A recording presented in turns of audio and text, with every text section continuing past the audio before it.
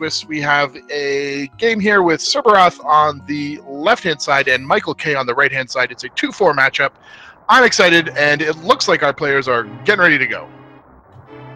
Already.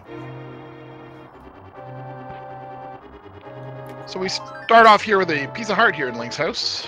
Serberoth seemed a little hesitant to get out of bed. I don't blame him. It's Sunday morning. I mean, who wants to actually get up and run out into a rainstorm these days? I don't. Certainly not. Now, with both of these players just playing for pride here at a 2-4, we should expect to see an interesting matchup. A lot of risk-taking, gambling, kind of things like that. They just want to pull ahead and be victorious in a seed like this. Got ourselves a bomb start today. Oof. Gotta have some fancy bomb placement if you want to succeed in this scenario. Yeah, and at this point in the tournament, you have to hope that all players have practiced this scenario enough that they can be confident in what exactly is going to happen. Ooh, Michael getting some unfortunate RNG with the guard placement there. Yeah, I don't believe I've ever seen them all clustered quite that much. Yeah, now the major plus side to having a bomb start is you don't have to worry about having bombs for the escape sequence, so you can get those 3 chests in the back of escape no matter what. Certainly a load off of people's minds. It's not fun to farm for bombs and then find none. So Michael having a little bit of trouble getting this first blue guard, but managed to use some bomb holding strats. Takes a little damage to do that, but... Yeah, both runners going to have to be careful. They got 1 heart left. One unfortunate explosion is going to do them in at this point. Serberoth here having a little bit of difficulty and takes a death. And that is just part of the game when you have to deal with the bomb start. Things like that can go wrong. At least when you die, in this case, your ammo is refilled. So, not too much to worry about on that front.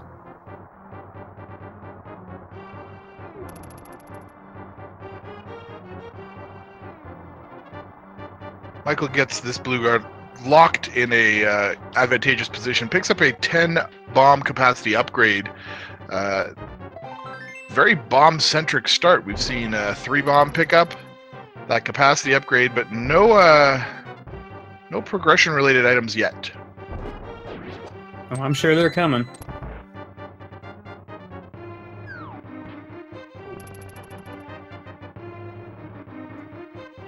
Thankfully, there's some handy pots here. Don't have to waste bombs on ball and chain guy. Now, in an ideal setup, you'd be at 5 bombs at this position at this point. So Michael K just 1 bomb down. It's not too bad, but picks up the power glove there in Zelda's cell. So we've got our first progression item, and it's a good one.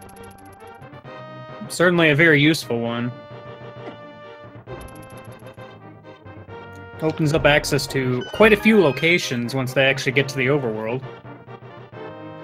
Yeah, and it is, of course, 1/3 of the way to the Dark World access, which is something that's very important for runners to achieve. Serberoth taking care of this second blue guard now without a problem. Gets his capacity upgrade. And despite that rough start, both runners are in a fairly decent time at this point on their way out of the escape sequence. Yeah, bomb start arguably the slowest of the various weapons you can get. So this is pretty average for the time being.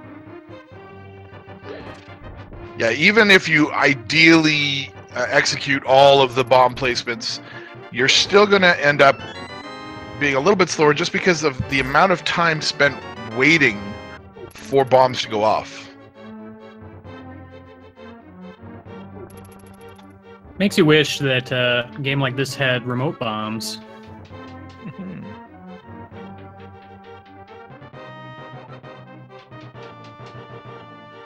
Although I guess if you want to get technical, Canis Samaria is kinda like that. A little bit, I suppose. You're right.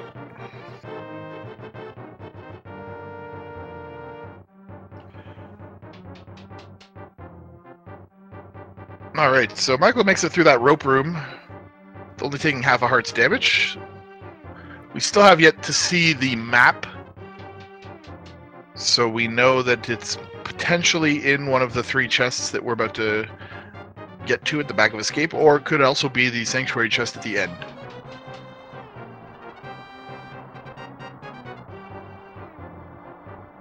Though obviously, the map's not what we're looking for, but... Just means one less item. I mean, it does mean if it ends up not being in those 3 chests, you can skip the Sanctuary chest. So now one of the more tricky parts with Bomb is to get this rat that Michael K is tracking down, trying to find. There it is. Gets the key rat with bombs to spare.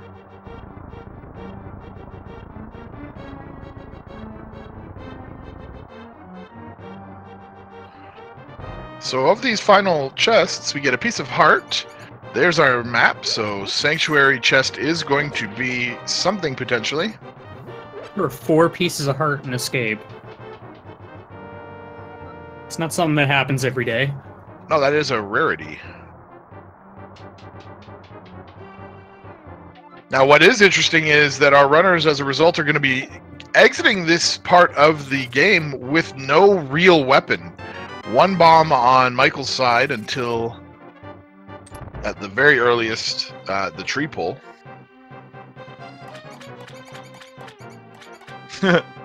And a single artisanal arrow.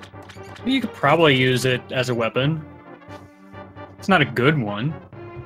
Yeah, that's a pretty, I would say, a very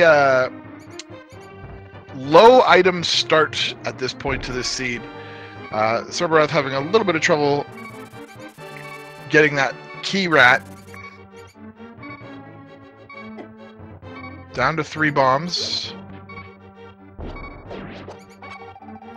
Not the correct rat. 2 bombs left.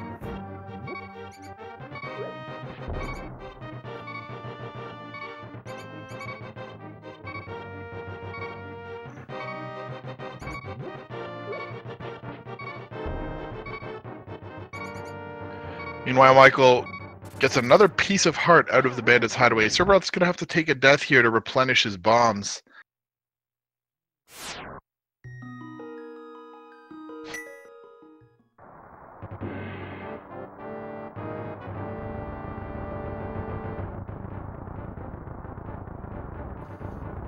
Really hoping we find our way to some form of weaponry in Kakariko. Yep, so far we have been without. But Michael K, with only 1 bomb, is going to risk it here in Blind's Hut to see if he picks up some additional bombs. Doesn't really have any rupees either, so it's going to be a little risky here. If he doesn't get any bombs or rupees, he's going to have to go farming, and that could be an awful situation. There are 30 rupees behind this bomb on the wall, though, if nothing else. Yeah, and that big 20 that he picked up on the way is going to guarantee that he'll be able to get them. Also, nice blue mail, nice and early. And silver arrows. Just no bow to use them, so... Serberoth also at this key rat area as well. Picks it up this time, so has to be a little careful though. He's at that 1 heart. Michael K gonna gamble that he can find some more bombs. Gets a full heart container here at the bottom of the well. Another 20 rupees. There's another and another piece of heart. So unfortunately he's gonna have to head back into the well to check that last chest.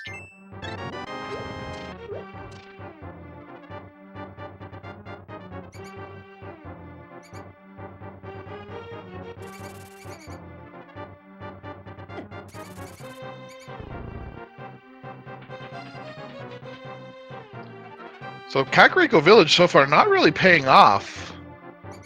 Just a few item locations left. Here, Titan's Myth, so I spoke too soon. Yeah, I'm still really hoping for some kind of weapon at this point. Yeah, this is... So far, the seed has had quite the harsh beginning. Yeah, and Serberoth finally making it out of the escape sequence, so congratulations there. And now we'll be able to head off into the game proper. Michael getting a nice chicken clip there. It almost made it through, but not quite. So still no weapons.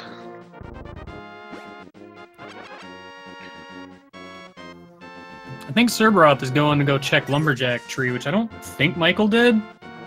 Yeah, this will be a new item check for us. Here in the Lumberjack Cave, we'll see that it turns out that there's a piece of heart back there, so... Because there's not enough of those so far. No Agaseed situations yet. Just 20 more rupees. Now, fortunately for Michael, that is going to be enough to allow him to stop by Bottle Vendor.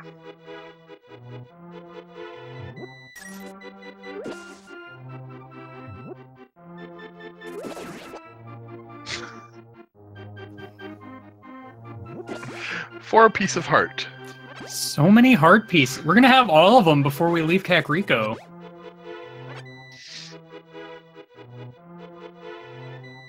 Wow, so let's get a look here at what's on the library shelf. Turns out that that's going to be 5 more rupees, so the seed is just full of hearts and low amounts of money. Now, Michael being very risky here and wasting or using up a bomb blind here. Counting on the maze game as being a vital item location. We'll see if this pays off.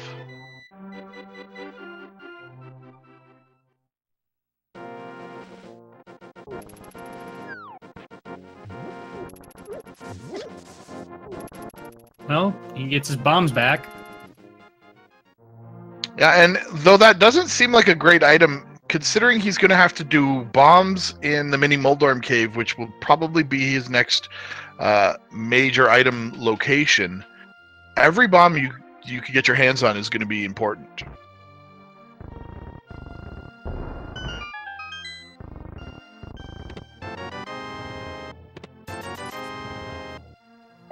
He's going to make his way over to the dam first.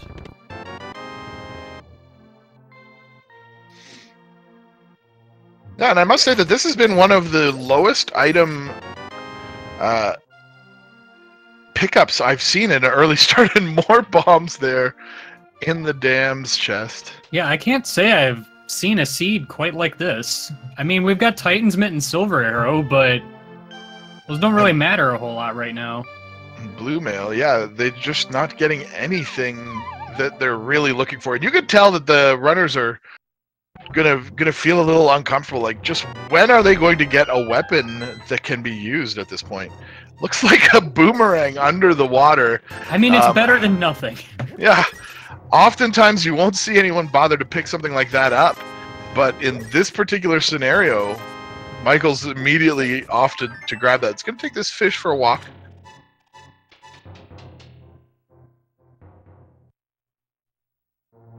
And return it to the water here.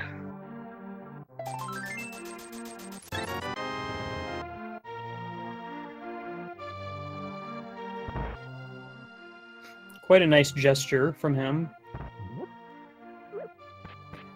I think if that was supposed to, like, pay out rupees or something, it probably bounced too far away.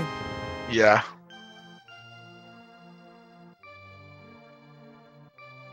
So, fortunately, he had enough bombs to deal with that mini Moldorm cave. They were not behaving the nicest. Gets a fighter shield for his troubles, 5 more rupees. A Quake medallion, not very useful without a sword. Plus 5 arrow capacity, and then 10 arrows to go along with it. So, still being completely blanked on usable weapons or progression.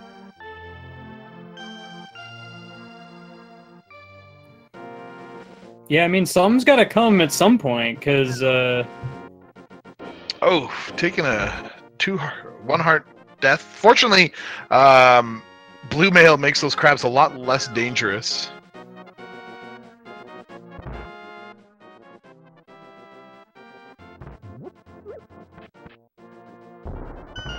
Yeah, we are fast running out of item locations. There's just Agnes Cave and the three available chests at the back of Saharshala's hut remaining, as well as the front part of Eastern Palace. I think possibly the worst part is that Zora, by technicality, is in logic. That is true. We have picked up the gloves, but we certainly haven't picked up enough rupees to even consider that. And Michael's actually going to take this opportunity to farm a few rupees.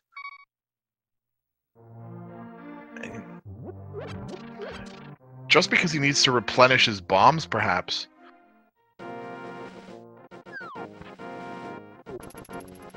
Yeah, if he's stopping at 50, I don't blame him for that, but farming for Zora money here, not the best use of your time, I feel.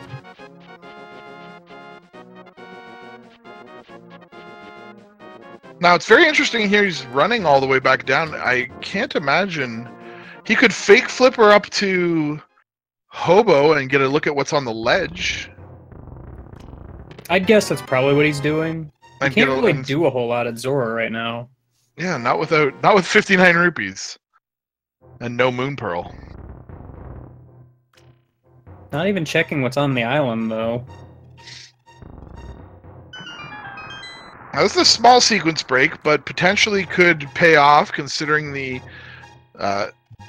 lack of anything useful that he's found so far. And turns out that hobo has just got 20 more rupees. I can't believe the hobo's poor. Who would have thought? So my guess will be that he'll head over to Saharshala's hut and start attempting to work his way through Eastern Palace. It's going to be hard with just the bow. Just bombs, you mean? Yeah, or sorry, yeah, just the bombs and the boomerang. I mean, you really don't need to kill anything specifically with bombs, because, like, there's that skeleton room, but you can use the pots there. Yeah.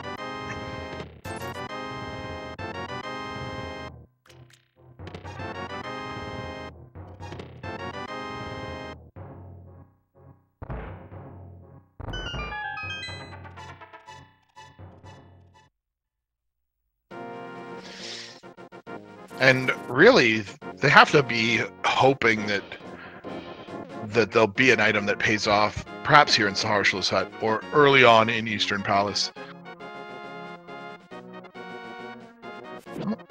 Boomerang is not going to do it. Kind of has to be something. So we get another piece of heart, another, oh my goodness. What the heck is this seed? Well, the one positive takeaway from this situation, we get a map check and see that all three dungeons here in the Light World are crystal palaces. So, as I was saying, the one positive takeaway from this situation is that the runners know that whatever they choose to do is the right choice. They haven't really been given an opportunity to diverge in path. It's been about as linear as possible at this point. I guess in sort of a roundabout way, at this point, you know Endgame is going to be filled with all the goodies.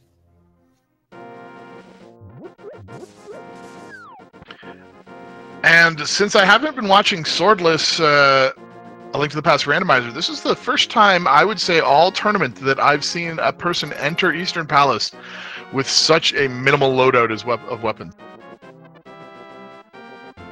Yeah, it's pretty unusual. Boss key right away. Or, well, it's the big key. Zelda games are weird and change the name every game.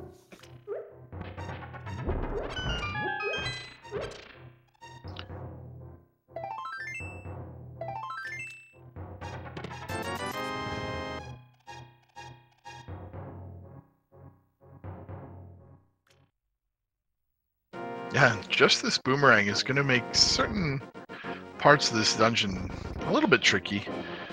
Compass, so 2 dungeon items in the front half.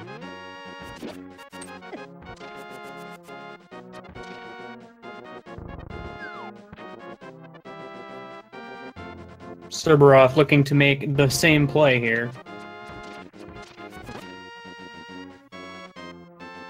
Yeah, and so we see that time loss at the beginning hasn't really extended at this point. And hopefully Michael's going to be able to get this pot skip. Yes, he does. Well, Moon Pearl. Moon Pearl. So that does give the runners Dark World access into Village of Outcasts, which is another high item location in the Dark World at this point. Still probably not what either of them would like to see, but certainly not a bad thing. I mean, it's something they would be looking for normally anyway. Mm-hmm. The problem is they still kind of need a weapon. Yeah, you'd really like to have something that you could take out Thieves or deal with Thieves Town with before heading over to that part of the game.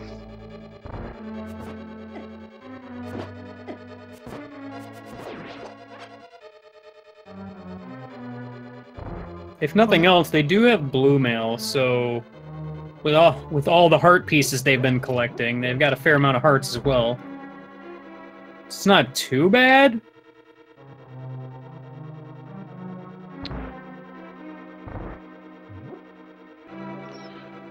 So the last chest possible to pick up here in Eastern Palace just nets Michael a full heart container.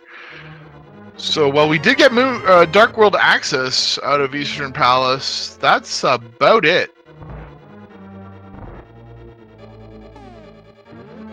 He's going to refill his heart. Starting here in Sanctuary tells me that he's going to head over to the Dark World at this point through the portal north of Kakariko Village. I mean, with the items they've got, the game is kind of screaming that they need to go there, so certainly not a bad idea.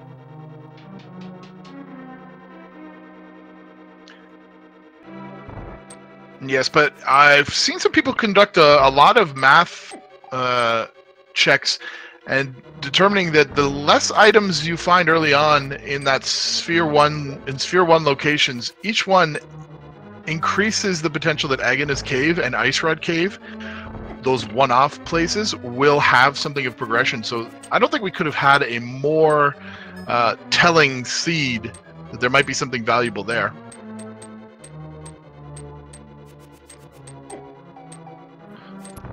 So Swamp and Ice are pendants, with Pod being green pendant. Turtle Rock and Thieves Town are our red crystals. So that was a nice map check. Actually, that makes for a very interesting loadout of dungeons. Ooh, not quite making it to that chest, Serberoth. So Michael sort of picking up a weapon in the form of the Ice Rod here in chest game.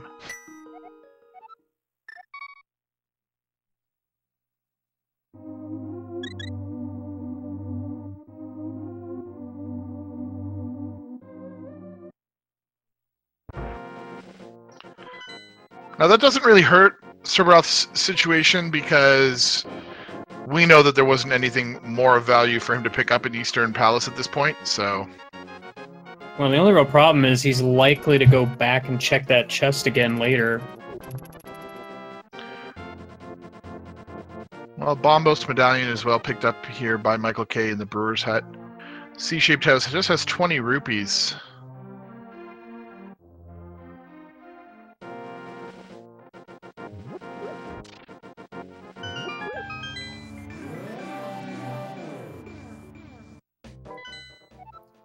And we're going right into Thieves Town. Actually, do we even have a means to hit blind? At this point, no, we do not. But at least these front chests are accessible. Actually, all of the chests are going to be possible to check, except for the hammer-required big key chest. And we just got the key for it.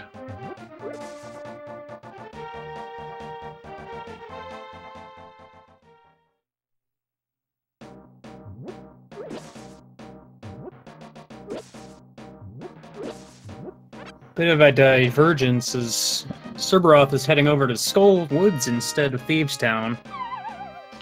Yeah, with 2 item locations there to potentially house an item.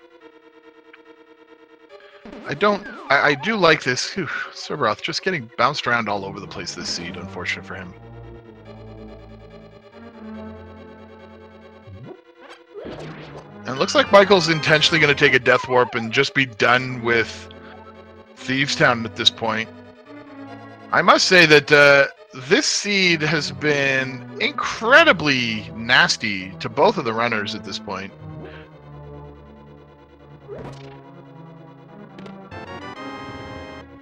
And yet more bombs. So Michael's forced to head on over to the dig game. Following that up with Stumpy and the south route down to Hype Cave. Perhaps Hype Cave will be very hype this particular seed. He may also want to grab the frog before he leaves.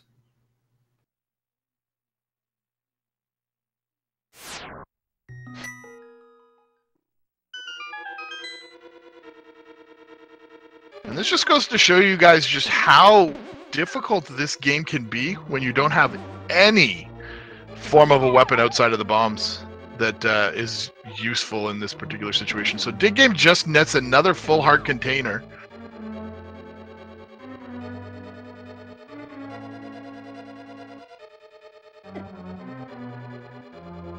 And yeah, it looks like Michael is going to go pick up Jeremiah, take him on a little tour.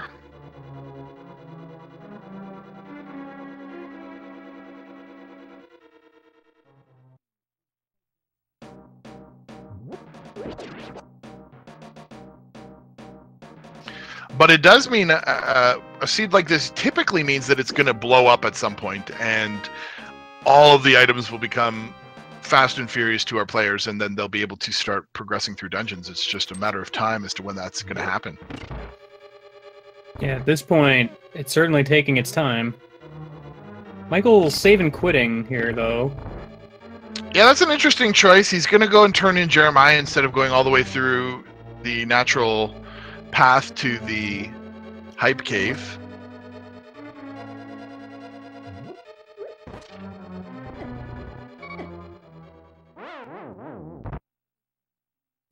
Serberoth having some trouble pushing the statue on the button. Yeah, that is a hard thing to deal with, especially when you don't have a way to take care of at least these 2 blue jellies. Like, usually you can at least clear them out of the way and just have to deal with the Gyptos.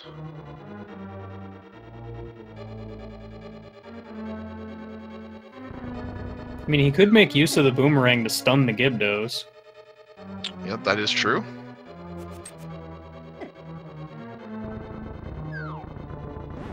He gets wall mastered.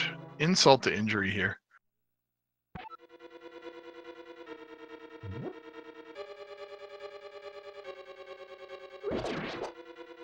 So Jeremiah provides the ether medallion. 3. So at least we know we won't need we won't be worried about medallions. You have all 3 magical full screen attacks, but you can't use them. Yep. Oh,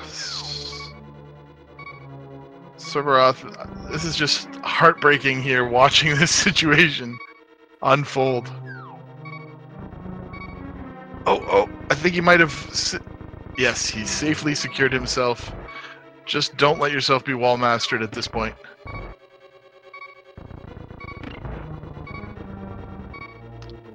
Now, provided he can dodge this spike. It pays off in the form of the big key. Oh, unfortunate. I mean, it could lead to something. And at this point, I think you just take the death to get your health back. Michael wasting no time going immediately to that purple chest. And saving and quitting out again. Not trying to layer item checks.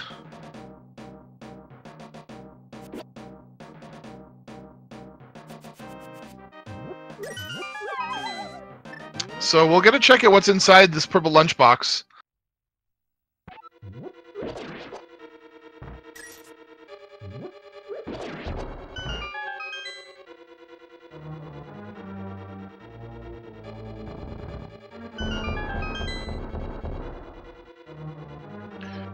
And chat brings up a potential... Oh, picking up a few extra bombs. Chat brings up an excellent point that you could link this into Agonist Cave, and it looks like that's what Michael's going to do. Or no, perhaps he's just going to go pick up some rupees from this additional pot hoarder. I mean, he might still go to Agonist Cave after he's done. Now would be a good time to do it, if at all.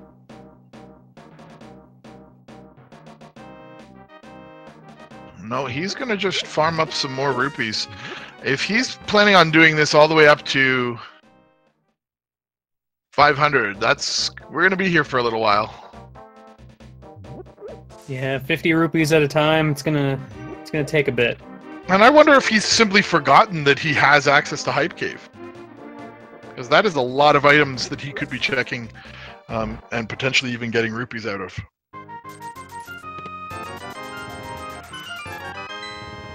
Serberoth getting a lucky 100 in the chess game, though. Yeah, and with the way this seed is unfolding, that's actually potentially a game-changing situation. Matter.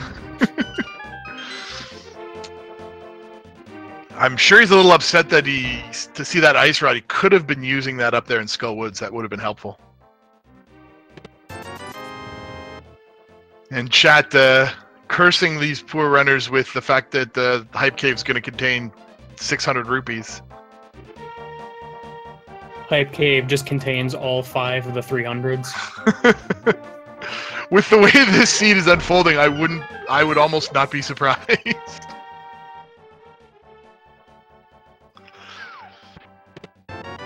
Serberoth grabs his Bombos medallion out of the brewery. Again, not really a useful thing to have when you don't have a sword to use it.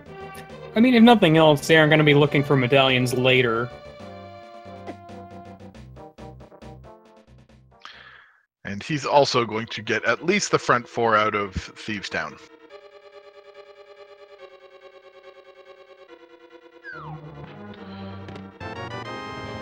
One more trip for Michael, and he'll have his 500.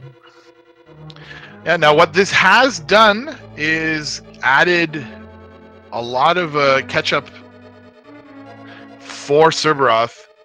That death that he took early on in the escape sequence is getting chipped away at the time loss there.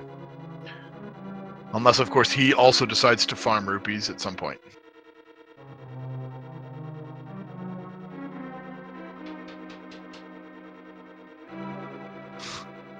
Desert Ledge is just another big 20.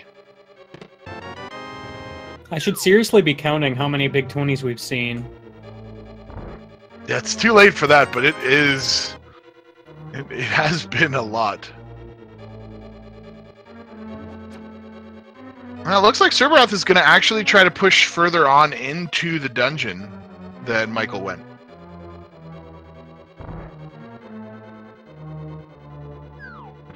$20 rupees out of Gina's Cave. Oh my goodness, the seed.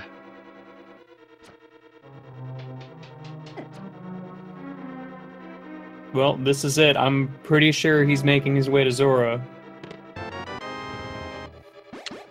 See if all this rupee farming paid off. Yeah, and I like the fact that this is his plan at this point. He does have the Moon Pearl, so he can sequence break the Waterfall of Wishing as well. But I'm still very curious as to what's in Hype Cave, and we'll see what happens with Serberoth if he remembers that that's a place that he can check.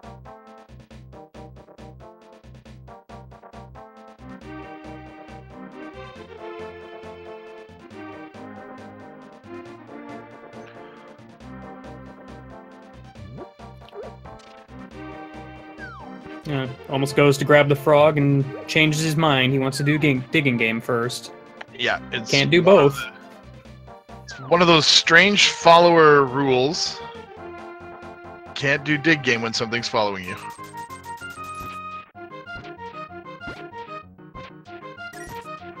I have to wonder what the in-universe explanation for this is.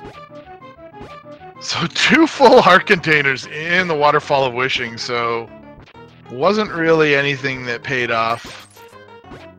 And now it's really up to Zora to have something for Michael K. And then otherwise he might be stuck if he has in fact forgotten about Hype Cave.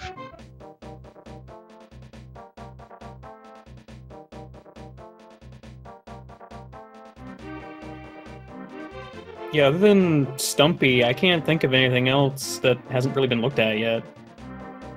And we did see Stumpy. That, I believe, was where... Was that where the Ether Medallion was found? Oh, did he check Stumpy? I already forgotten. Oh! Another full... More hearts! Another full heart container at Zora. This is unprecedented. I have to say, like, with each and every check, for there to have been nothing of value, I must say, this is probably the stingiest seed of the tournament. This is just the love over money seed, apparently. Who needs shiny trinkets or money when you have all this love? Yeah, we are at 12 hearts. No, don't save and quit, Serberoth. Oh. 12 hearts. And no weapon.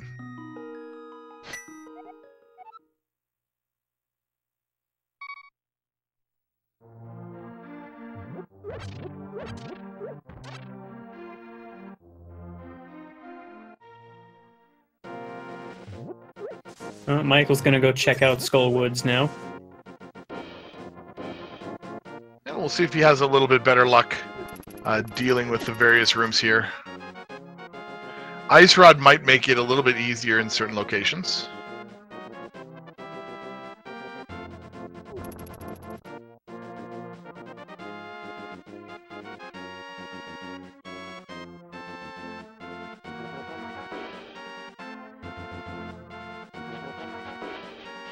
So the first item we find in Skullwoods, and I know that Serberoth has already done this, was 3 bombs.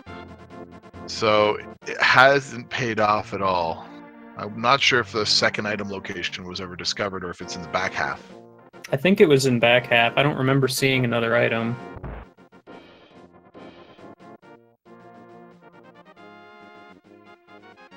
Because I believe the big chest was just the map or something. Mm-hmm. Oh, there's Ether. It was at the blacksmith's.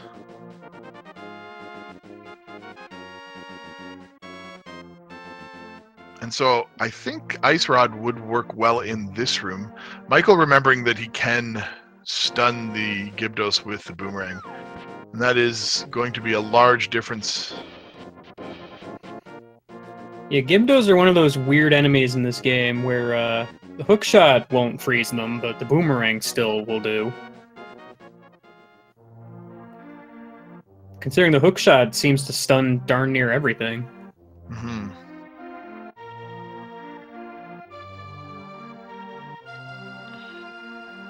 So Serberoth now heading back into the Dark World here through the Kakariko Village portal.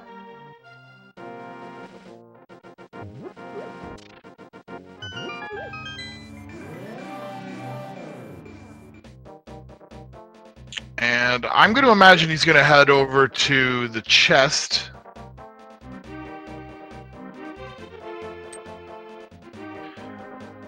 And it's still a race to who's going to go to Hype Cave first at this point, I believe. A race for Hype Cave. And if that is the case, it does mean that we should at least get a little bit of hype out of Hype Cave. It has been particularly boring in this tournament. I think someone once crunched the numbers on a lot of the restreams and found that its percentage of having a useful progression item has been lower than expected throughout the whole tournament. I've seen a fair number of, like, swords and such in there, though, but it's not exactly progression.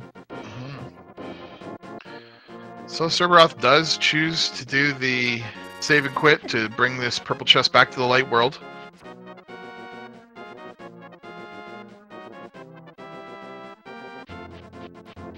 Michael checking out Bumper Ledge, just to see what's there. Hey, some bombs! You might need those.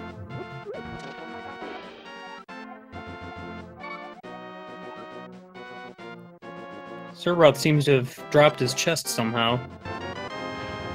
But don't worry, 5 IRO capacity upgrade is yours to be had.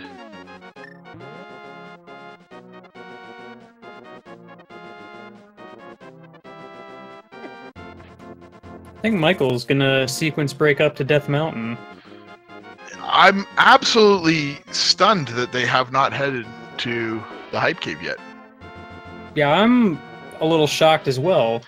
Now, I'm wondering if they just think because the typical path one takes to Hype Cave is through the portal at the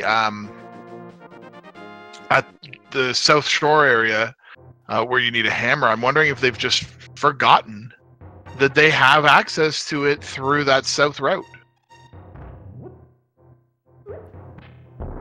It seems to be the case, I guess. We'll see what happens with Serberoth here, because we've now reached a point where that's pretty much it for him. This play that Michael is making is a sequence break, so it's... well, it is likely they'll find progression behind it just because of the lack of progression we've seen so far. It's certainly not the play to make. It's only going to open up the reward from Old Man and look at what's on Spectacle Rock and what's under Spectacle Rock. Well, and what's up in Tower of Hera at this point, because he just got a vanilla mirror. Well, it's something. That also means the mirror is lamp locked. Yeah, it guarantees that it's lamp locked, because either way you come at Death Mountain, through the flute or through that cave. Well, Serberoth making use of the Houlihan strats available to him here with the bomb. Didn't quite line it up properly. Well, there's some money. So 350 rupees here. Serberoth choosing instead to go to the more typical Houlihan room entrance. As long as you don't have flippers, this is available to you.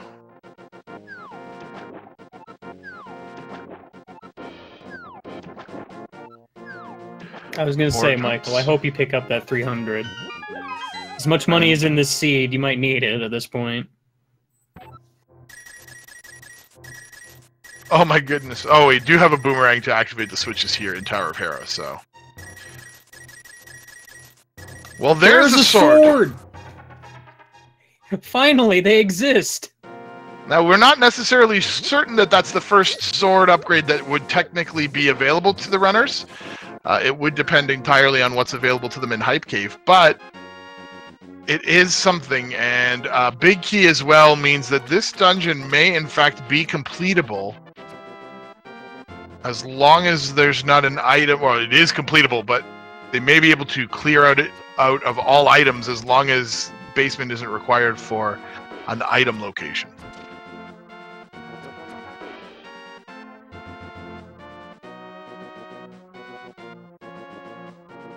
Serberoth, I'm not sure what you're planning to do here without the 500 rupees. I mean, I do know that you could potentially get the 2 items in the Waterfall of Wishing, but that is banking on there being rupees there. Unless he's just planning to check Hobo?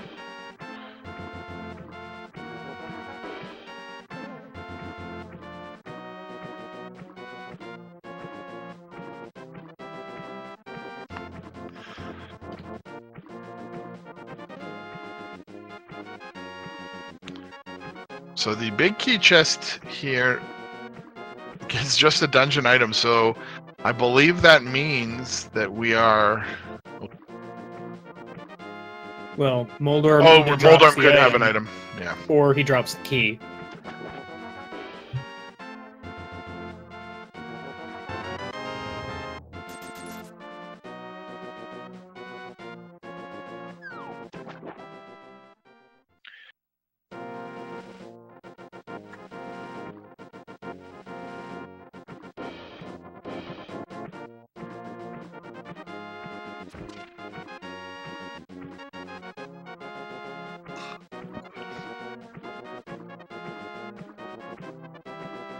So 6 swings here for Moldorm, or spins, including an enrage. But Michael takes care of him, and at 46 minutes and 9 seconds, we're going to get our first crystal pendant and the key leading him into the basement. Because why not? And without hookshot or the hammer, he's done with Death Mountain at this point.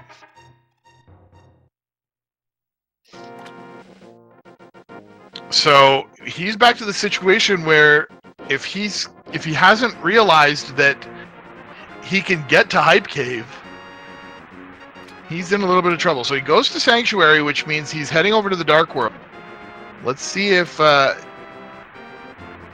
he might decide to go and finish off Thieves Town now, and that he's picked up a sword.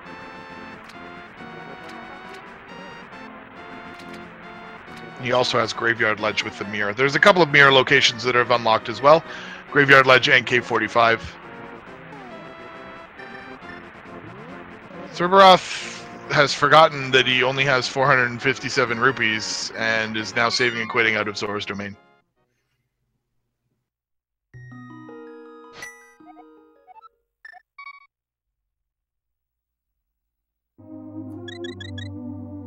And you can tell with mental errors like that, that both runners are getting flustered with the situation here. Oh, I don't blame them. This is pretty rough.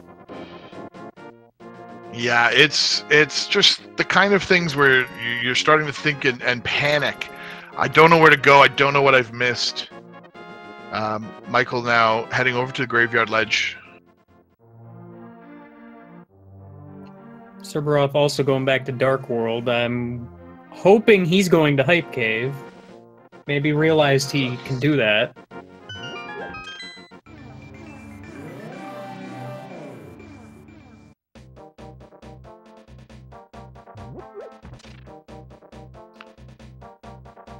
So, as chat's correct to point out, Michael's path here is just further and further out of logical sequence.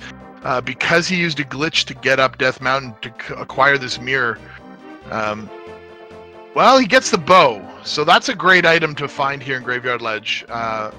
Even though it is an out-of-sequence item, it is going to give him a lot of opportunities to go places and hopefully eventually hit Hype Cave. It's kind of a funny thing to have forgotten to do, simply because it's a big item location. However, you are most likely going to get there at some point. It looks like Serberoth has finally realized, hey, I can go in here. I have the gloves and access to Hype Cave. Michael going to go kill Armos, I guess. Yeah, and I can't fault him for this. There's still item to be found in Eastern Palace, plus it's a crystal, so... And let's see if Hype Cave does pay off with something. So 3 bombs to start with. Not what he would be hoping for. And he's going to go from back to front. 300 rupees. Bottle Fairy. There's the hammer. There's the hammer. And the lamp. So absolutely paying off in spades. That's going to mean that Serberoth is going to probably feel led up Death Mountain. Where he's going to be able to deal with Tower of Hera, pick up a sword, and then go over to the east side of Death Mountain, which is another high item density location. He's also going to wrap that into a pyramid ledge check here, or, yep, since he did acquire the hammer, and maybe even a run all the way up to Catfish. We'll see.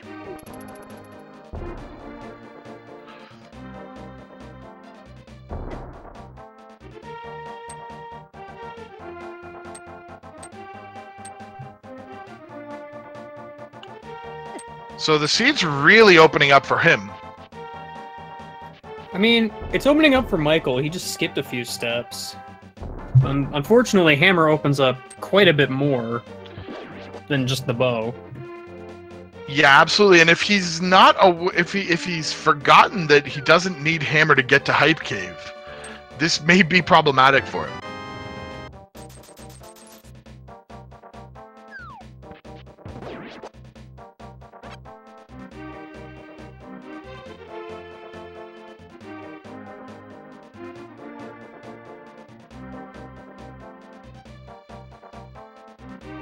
So he is now forced to do this dark room in Eastern Palace. He did kill the Igor that he was looking for, and now it's just a matter of trying to find the door.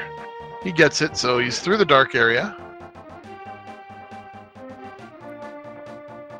Serberoth on his way to Quakefish. Kind of has to watch his health, though. He's a little bit low.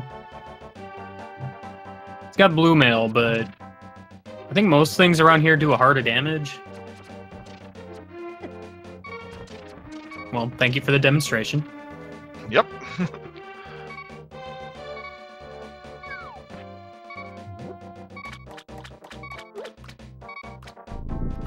Oh yeah, remember those silver arrows we got at the beginning? Hey, they're paying off now. So, a 5 bomb capacity upgrade from the Catfish. I think our runners are sick of bombs at this point. I know I would be. And just 20 rupees out of Armos Knights and the second crystal of the seed for Michael. And let's see if Serberoth decides to head up Death Mountain here from this Sanctuary save and quit.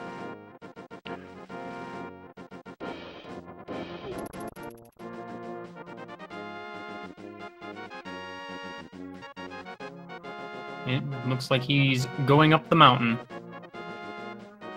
Yep. With no sword, he's definitely going to want to dodge those murder birds.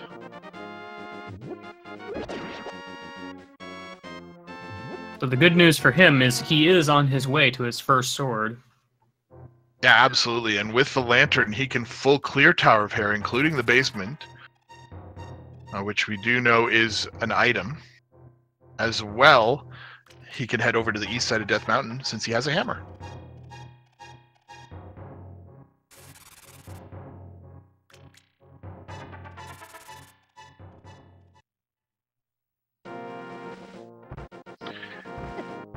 And so, well, chat points out, yeah, Serb has no completed dungeons. He's about to get his first one done relatively soon.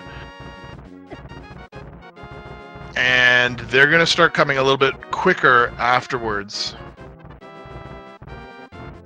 Meanwhile, Michael's going to take that sword that he's acquired and finish off Thieves Town. But he won't be able to clear out the big key chest, which at this point has a high potential for containing an item, since he's already picked up the small key that would lead to it. It could just be a dungeon item, though, but I don't really remember what they found earlier. I know they've found at least 2 of the 3 dungeon items, so we'll see what happens. Serberoth. Happy to find that mirror there on Old Man.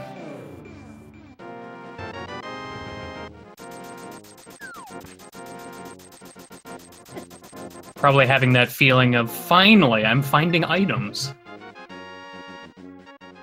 And it's going to turn around. It's going to turn even more as soon as he sees that there's a sword down here in the basement of Tower of Hair.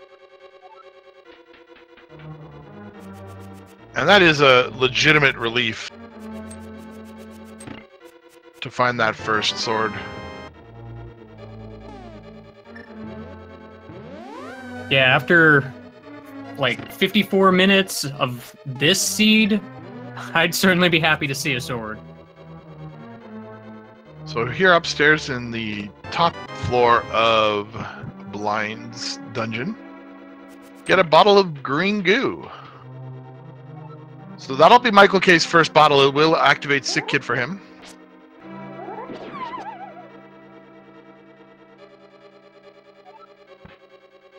Gotta watch out for the knockback on those beetles.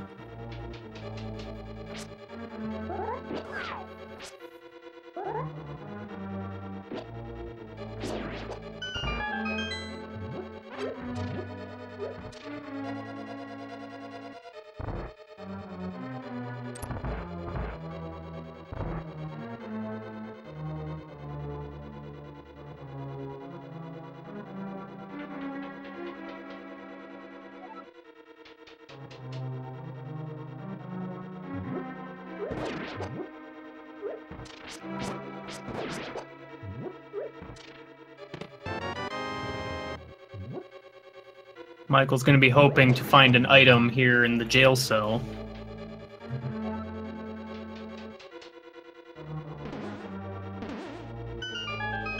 Well, it's the bug net.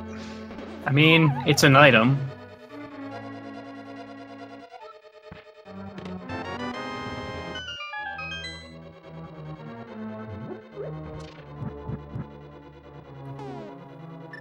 Yeah, so that pretty much means Blind either has the last item or the compass. And if it's the compass, he unfortunately left the item behind in the big chest. Yeah, and he's not going to be able to get there until he picks up that hammer at Hype Cave. Blind throwing out the pizza pun.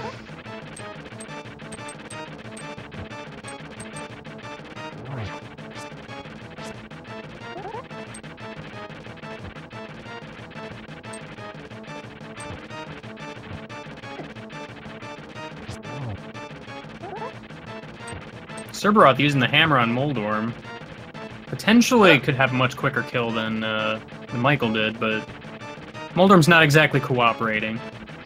So compass on Blind does mean that that big key chest is live.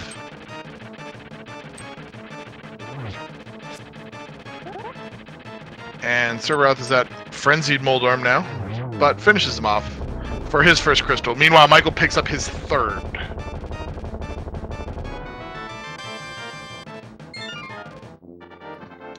And it'll be interesting to see what Michael had to leave behind here in Tower of Hera as long as Serberoth decides that he wants to go and clear out that basement. I'd imagine at this point he's probably going to go back. Yep.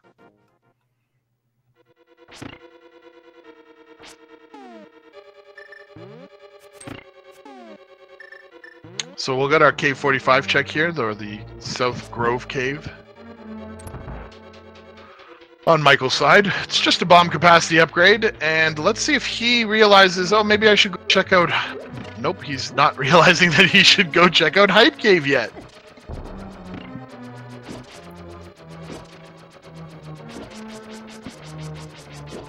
Yeah, this is gonna be real unfortunate for him at this point.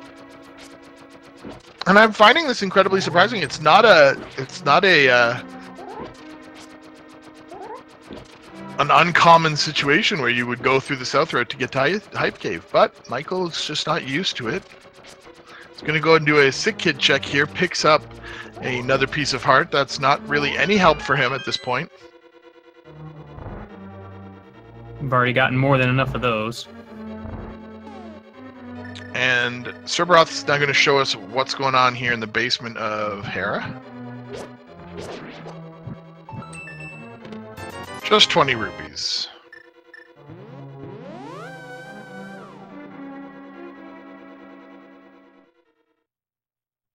And I'm not sure where Michael is planning on going right now. Is he going to fake flipper over to Ice Palace? I mean, you can get like 2 chests, I think. Depending on keys and whatnot. So Serberoth's going to walk us down the Spiral Cave and then walk us back up the Paradox Cave. I like this. He may find himself acquiring several useful items in this play. And Michael is going to go into Ice Palace further and further, maintaining this sequence break, which is really going to... I mean, it hasn't hurt him yet, but it's moving him further and further away from hammer access. Yeah, and without said hammer, he's not even going to be able to complete this. Yeah, he can only get so far. Now, Serberoth's going to be able to do Paradox Cave and then return down to the bottom floor and do Dark Death Mountain as well, but won't be able to get anything out of the Hype Cave. Or not the Hype Cave, Hookshot Cave. I've got Hub Cave on the mind now. I mean, I think it's on everybody's mind. So with 7 checks here in the Paradox Cave, Serberoth's bound to find something useful, you would assume. Let's see. With this seed, though, that's not necessarily the case. Well, got a mushroom. That's something. Yeah, a fetch quest could be useful.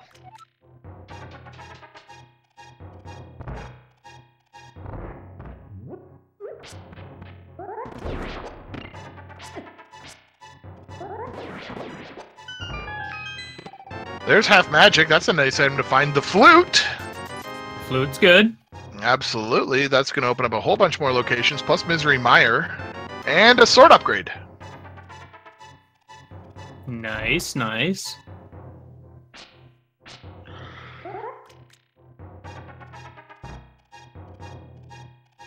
And so this is, ladies and gentlemen who are watching in the viewership, in the stream today, this is the reason why a sequence break can really be a bad thing to do. We're seeing now that Michael is getting more and more stuck behind the logic of the sequence break that he took, whereas Serberoth is having this seed open up wide for him. And so while it's okay to sequence break from time to time, it's very important that you keep in mind what you're passing up and what you're missing out on in order to be able to bring yourself back into a logical situation. Yeah, trying to figure out the logic with these sequence breaks can really make your head spin.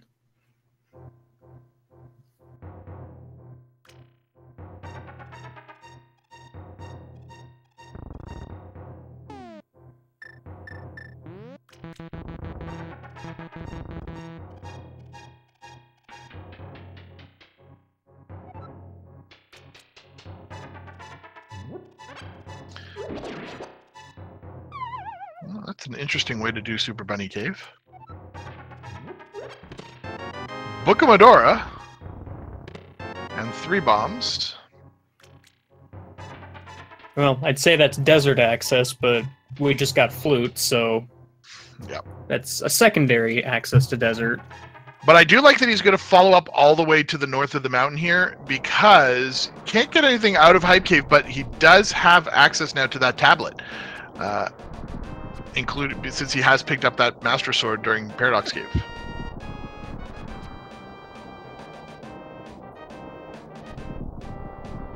Yeah, no, this is a really good call by Serberoth. Yeah, and this set of routing, has become super efficient for him, so...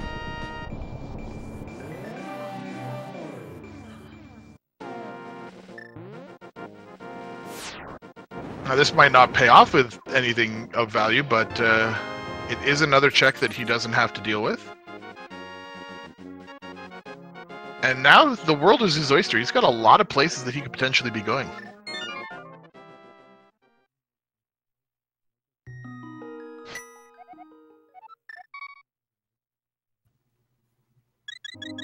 Yeah, and there's no need to look at what Turtle Rock is. He has the medallion for it. He knows that. He's got all 3 of them. Yeah, I was gonna say, normally, once you get the flute, I would be wanting to check my area just to see what medallions you need, but no real worries there. Well, I still think he's probably going to go there fairly soon just to deal with desert and also pick up the Mire Shed Checkerboard Cave item checks, but Well, might swing by Thieves Town first, we'll see, or perhaps go and turn in the... Well, he's going to turn in his Sick Kid bottle first.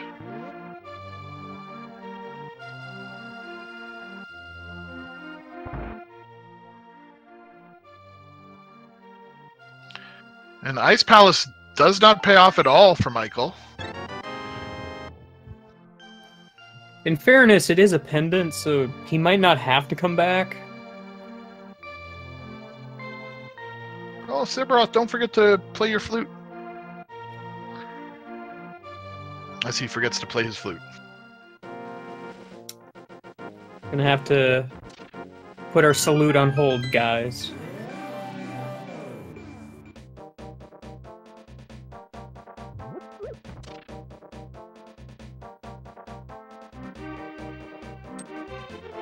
It's like every time he walks past the entrance to Thieves Town here, he might think, oh wait, I should mirror. Yep, there it is.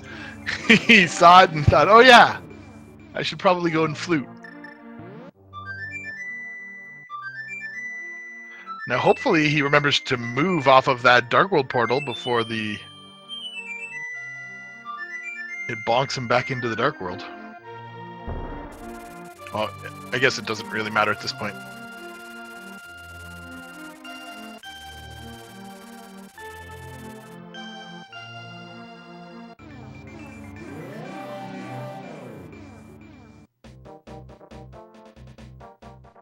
Is Michael remembering he can go to Hype Cave now? I think he might. He switched to bombs.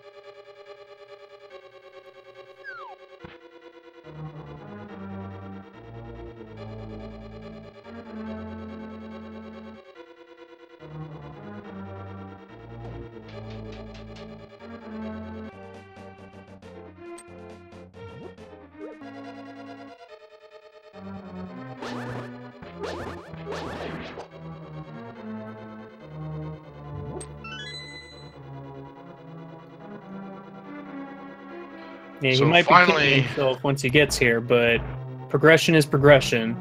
Yep, and now he is going to feel pressured highly into going all the way back up Death Mountain, and it is going to pay off for him in the form of the flute and some other sword upgrades and things of that nature. But it is going to be, oh, that hammer probably hurts to see it there. And the 300 rupees, because you'll recall that Michael did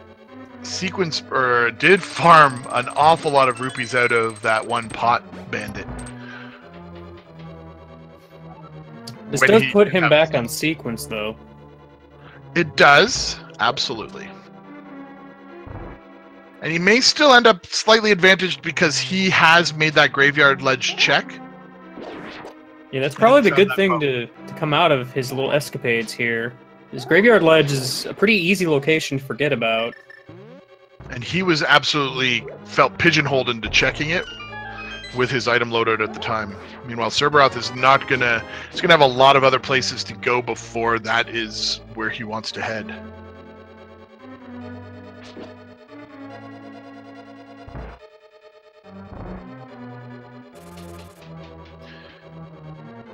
Now, the contents of the basement or of the big key chest here in Thieves Town may also play a vital role in determining who's in a more advantageous position.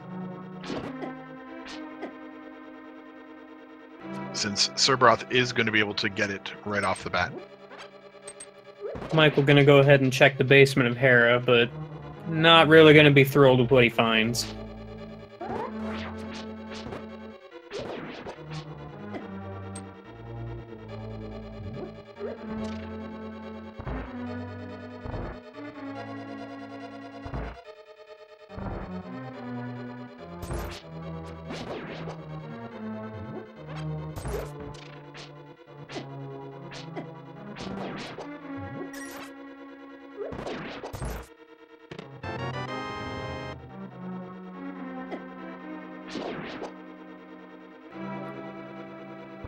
Alright, so let's see what's in Thieves Town Big Chest. Yeah, and even if this is not a progression-related item, Michael may be thinking, oh, it's the boots.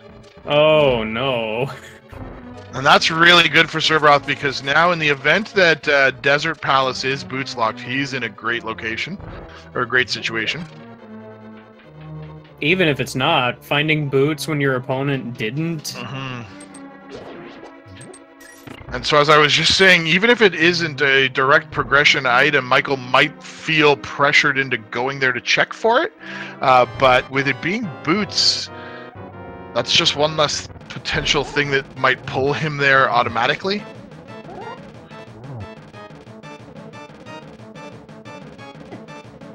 Yeah, with as many locations that are going to open up to him here, even just having the hammer now.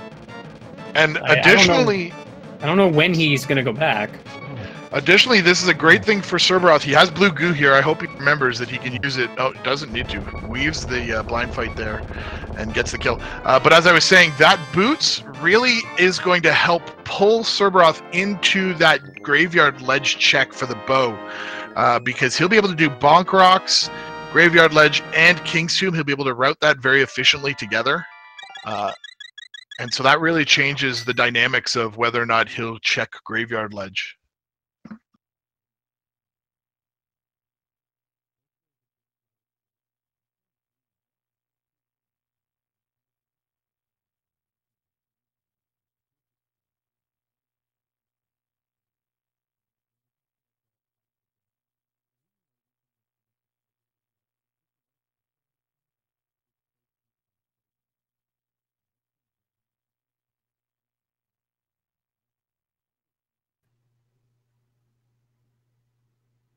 So I'm not sure what's happening to Cerberus, but we'll continue watching Michael at this point. Could just be getting some lost frames.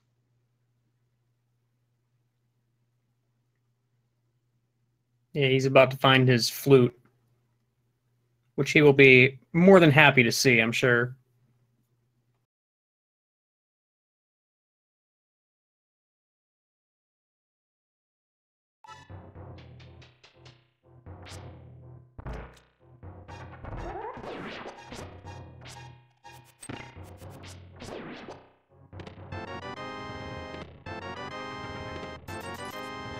And there's Cerberoth back.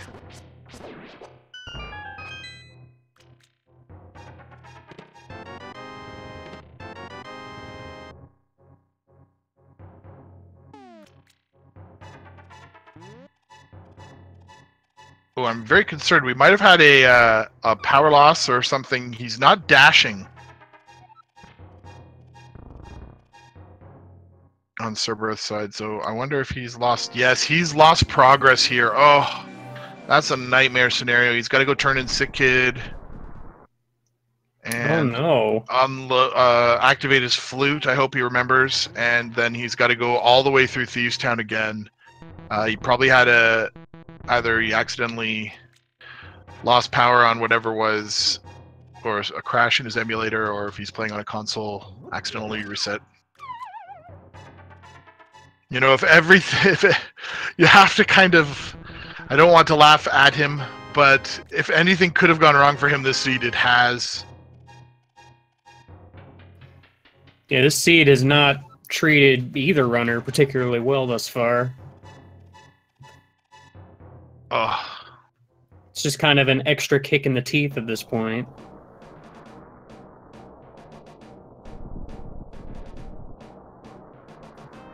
Well, not that it matters, but Turtle Rock is Bombos.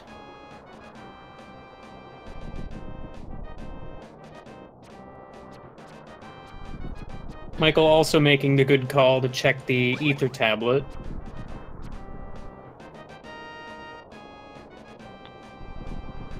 Yeah, and you got to feel for a runner when that happened. Something beyond his control just took place, and he was in such a great location. Probably was feeling really good about the last couple of items that he'd acquired.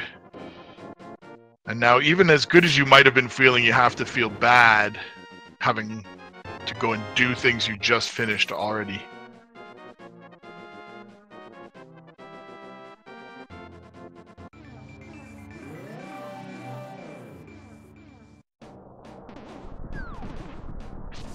Now, Michael here looks like he might be thinking about making a play onto Spike Cave. He has enough. He has blue goo and probably enough hearts, along with a fairy, to make this. I think he's fine with just the fairy, honestly. Yeah, just because of the incredible amount of hearts that they've got at this point in the seed.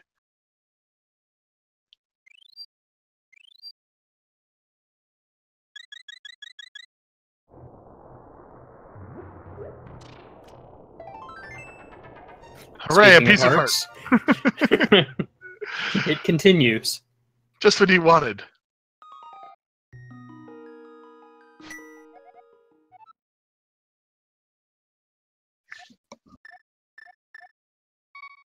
So without the fire rod, Michael is... And without the boots, Desert Palace is a little bit of an iffy play, but I feel like that's probably where he's going to head next, once he activates his flute. Yeah, to no one's surprise, we're still missing quite a few items here.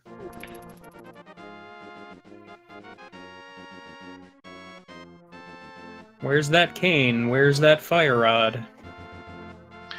Yeah, and if we see that Desert is boots locked, it's going to be really interesting to see where Michael decides to go. He'll, of course, check the Meyer locations out.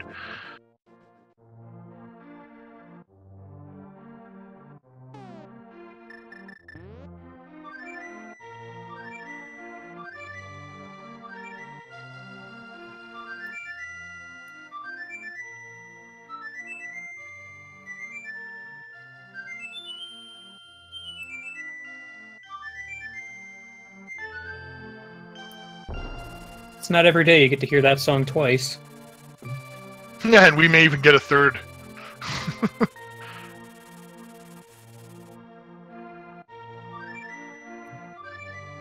Wow, I can't believe the big chest was boots. Amazing! What are the odds? So Michael's going to go and do the Misery Meyer locations.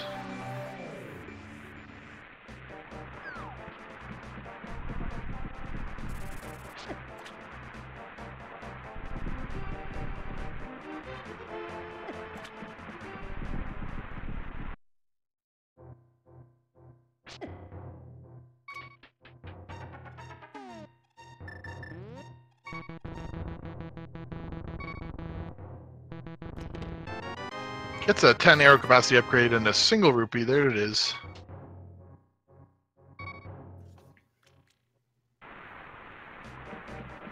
All this value in the Meyer shed.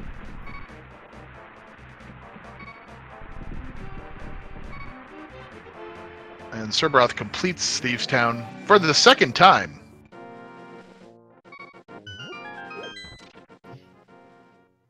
Proving to the world that, yes, he can, in fact, defeat Blind.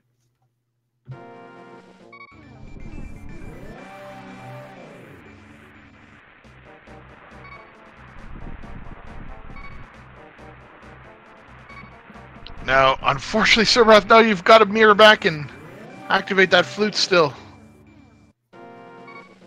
Well, instead, he's going to go and deal with Peg Cave. Michael's going to check out Desert, and we're going to get to see if it's boot locked or not. First, he's going to hug a Beamos, though. Yeah, he's just going to take that Death Warp on purpose, I think, to replenish some health. It's a good thing he used his fairy earlier, otherwise he would have wasted it here. Ooh, Magic Cape. There at Hammer Peg Cave.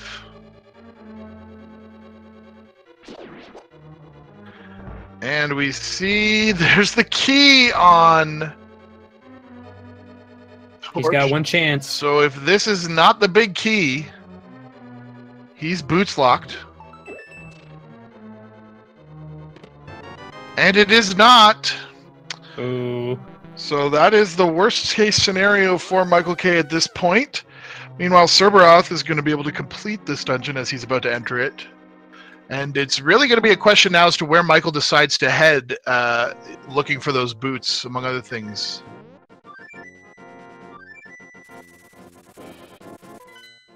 I mean, there's not a whole lot of locations left, I think. Well, he's got all of Palace of Darkness he can do. It is a green pendant dungeon. It might be required. That's true.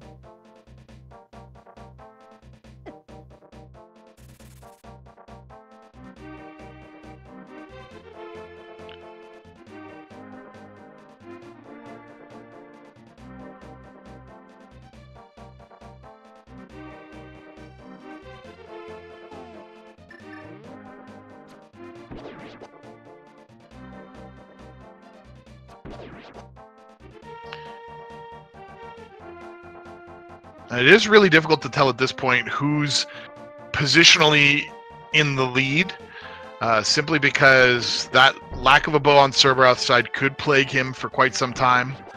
And until we know if Palace of Darkness is a required dungeon, we can't tell if Michael K is actually making forward progress at this point or not. But one thing is for certain, I'm sure Serberoth is happy to see that torch being boots locked so that he knows his path through the seed has been correct so far.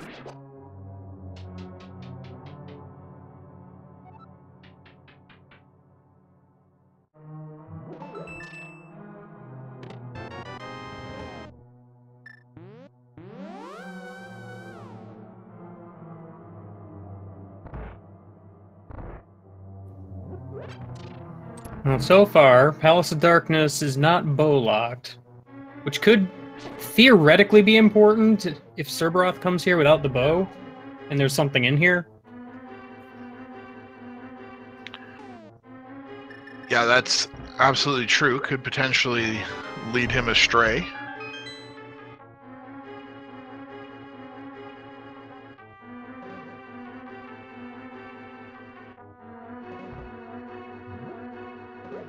But at this point, we are, I believe,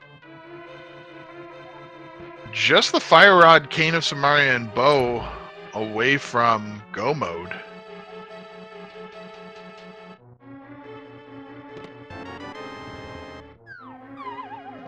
I mean, I'm pretty sure you'll need that hook shot at the top of Ganon's tower, but as well, yes. You won't really need it before. So still quite a bit necessary.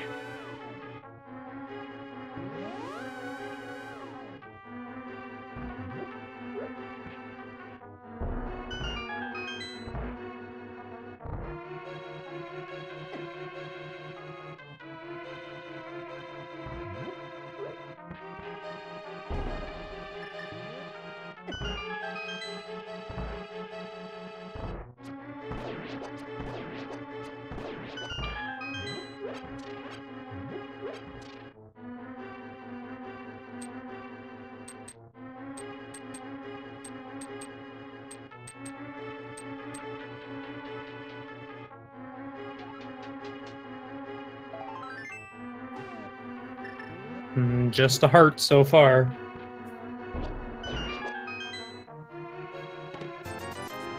And some money.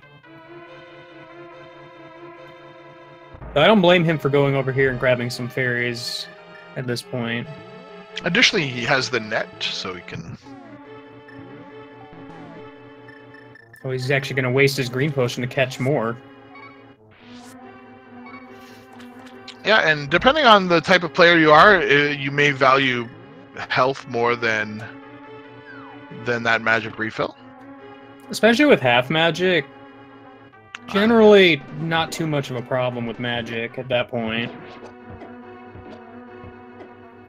And while Serberoth taking on Landmo.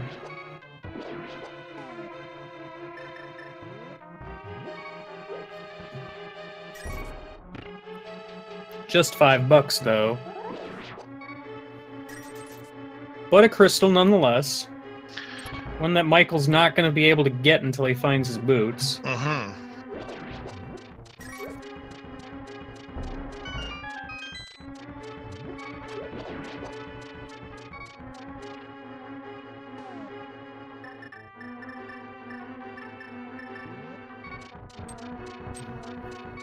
Is Serb going back to check Meyer?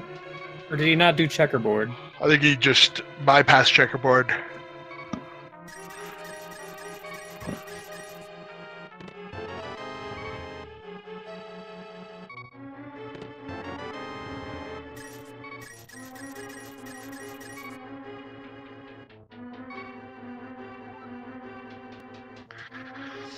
And he's going to flute away. Let's see where he decides to go. Heads over to the witch's house. Might be thinking about turning in that mushroom.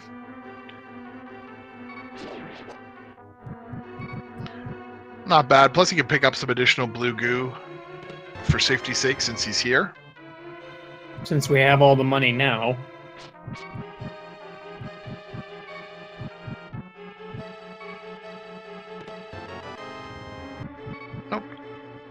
chooses to keep his current potion loadout. And flutes away. He's going to take a little pause break to think about what his options are. For his sake, we hope that he goes up to the north part of the route. He's going to actually... Yep. Looks like that might be his case. He is going to head to the Dark World, so that's a good sign.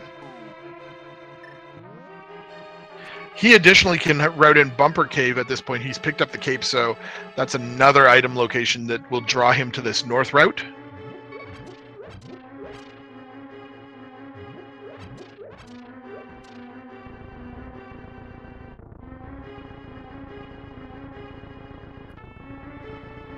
Or he's going south.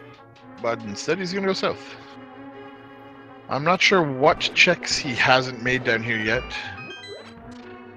Did he check K45, I guess? That must be it.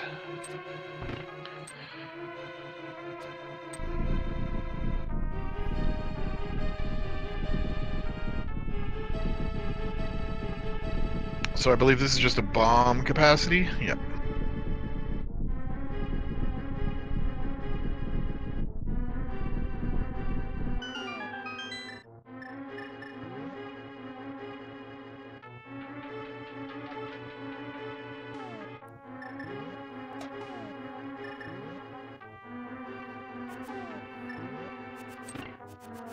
And he has the other tablet that he can go check now, which is where he's heading.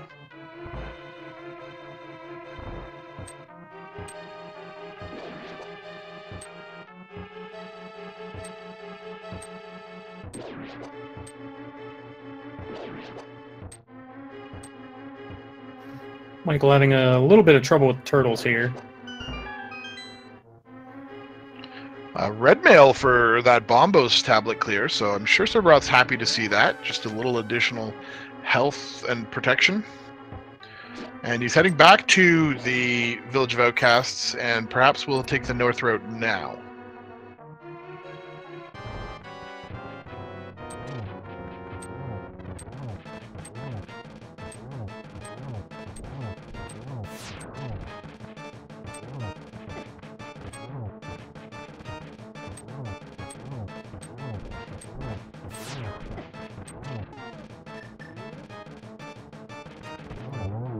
One silver arrow to Helmasaur is all it takes. So, picking up the green pendant here. But really didn't get anything of great value out of Palace of Darkness, so this may turn out to have been a red herring and a waste of time for Michael K.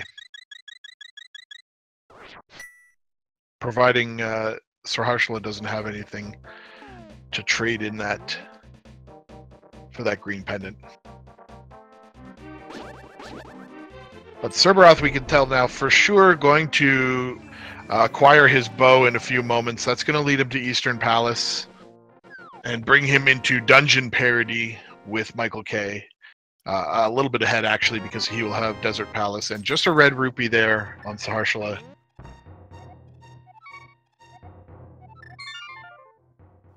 Hey now, don't bomb the old man. He gave you some money. Yeah, it is not his fault that you didn't go to Hype K first.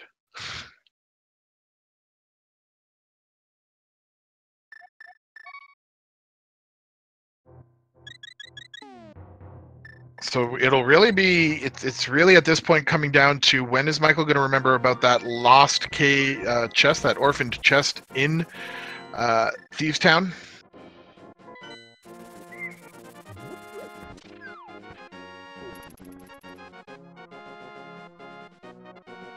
And Serberoth's got to be really happy finding that bow at this point. Of course, I imagine, considering all of the trials and tribulations that he's been through in this particular seed, he can't feel like he's in a great spot. And I can't imagine either runner's feeling in a great spot right now. Yeah, absolutely correct. About an hour and a half in and still several items away from go mode. 300 rupees there in King's Tomb.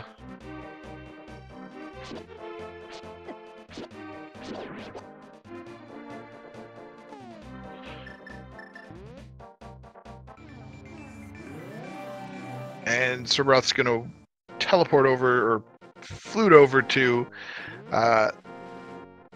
Palace of Darkness / Eastern Palace. Yeah, I can see him doing both one right after the other at this point. I think that was a reset from Michael. Yeah, I think he picked the wrong save game. I do remember reading in his bio that he does not like red mail. I wouldn't say no to it, mind you, but... Yeah, apparently he doesn't want it.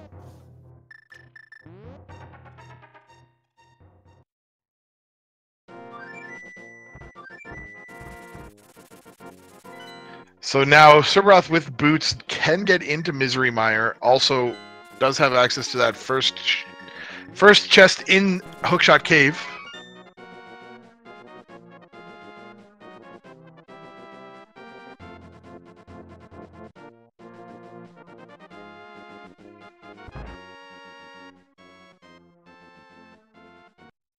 Very interesting here that Serberoth is choosing to go for Palace of Darkness first as opposed to Eastern Palace, considering this is a pendant dungeon. And Michael takes another hard reset there, wants to keep that mushroom, I believe, for fake powder potentially.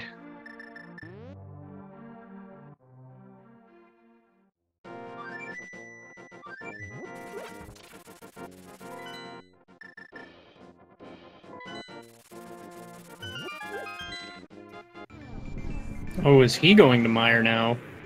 Yeah, he's not going to be able to get that far without a way to cross that gap, though. That's true.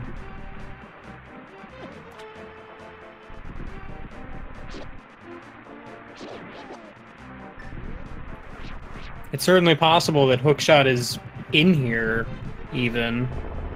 Or beyond here in some way. So boots would be the only way in. Yep, Misery Mire logic requires either the hook shot or the boots to get through this first tunnel. Unless then Michael turns around realizing, oh yeah, I need something to get through here. And this is the second point in this game where he's been a little flummoxed as to where he needs to go.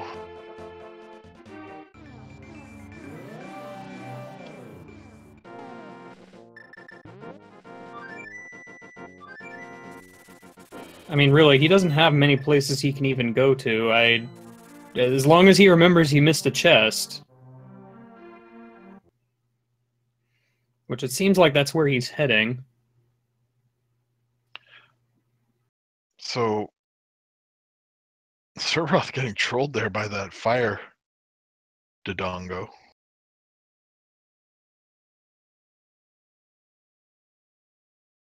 And picks up the 50 rupees out of the big key chest before heading onto the bow-locked side.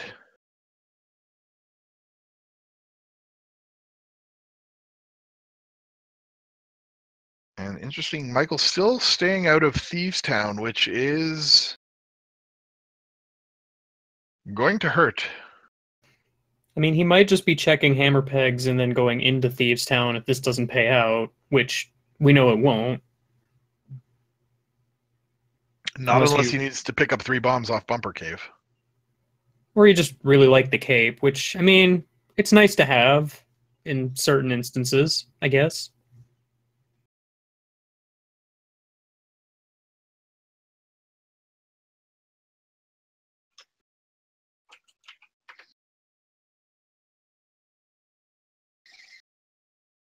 And so Serberoth just making his way up to Helmisar. It's got a couple more chests to check.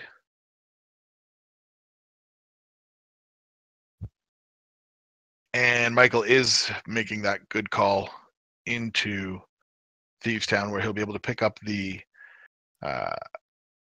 boots, which will open up a whole mess of checks for him, as well as Desert Palace right off the bat.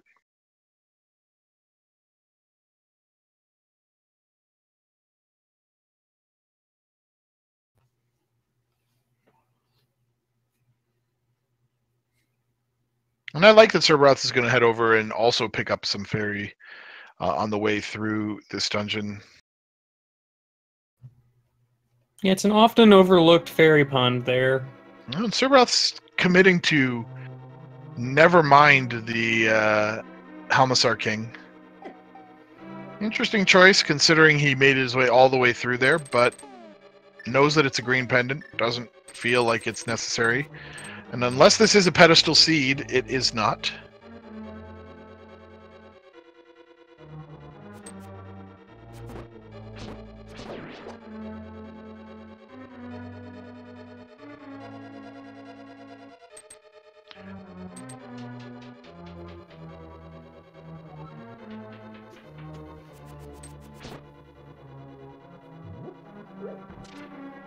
So potential for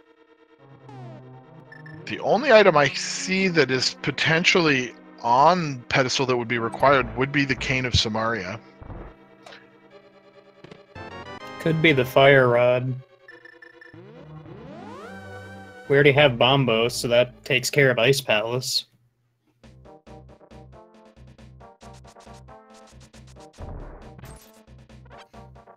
Depending on the Ice Palace logic, it could probably be Hookshot, too. And so chat... Or no, Swamp Palace, never mind. Yeah, chat is mentioning that there's 2 items from Halmasar King, yes, but we've already seen them on Michael K's side, so we know that they're not required. Alright, Michael's not checked a Lumberjack Cave. Well, now that he's picked up boots, it's often a check once you have the boots. You think, oh, did I have to do this? Since that is a boots locked item, but... No, you do not. You do not.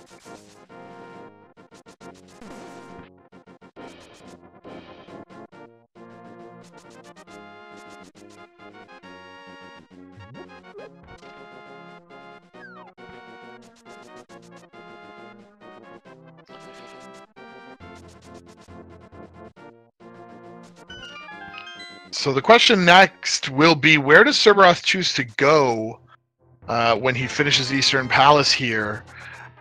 He has access to Misery Mire, but not fully completable. He has one chest in Turtle Rock, potentially, maybe a few more that he could check, and then the rest are pendant dungeons. Kind of need Cane of Samaria to do anything in Turtle Rock. Oh, that's true, yeah. I'm feeling like Meyer has something at this point.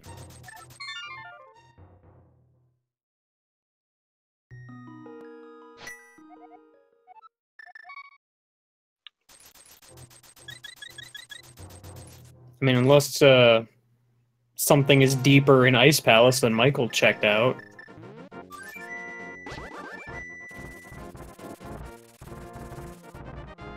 And people in chat talking about why they won't, or why they're not considering its pedestal. You have to know that logically at this point there's really only one necessary item that could be on pedestal. Now flippers as well, or powder as well, could be there. That might, oh no, flippers can't be there, but powder as well. So just 2 items really that could be there, and the number of the astronomical chance of that being the case, astronomically small, is really an indicator that you probably don't have to worry about it. But of course, I will say, it has been an awfully long time since I've seen a pedestal seed.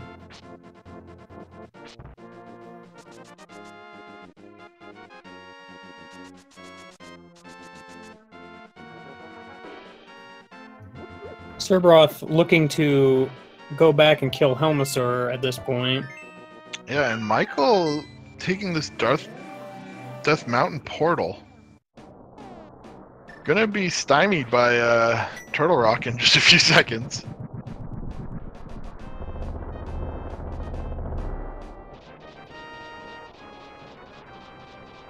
I mean, I like his idea of going to Turtle Rock at this point. It's just unfortunate that he can't really get in.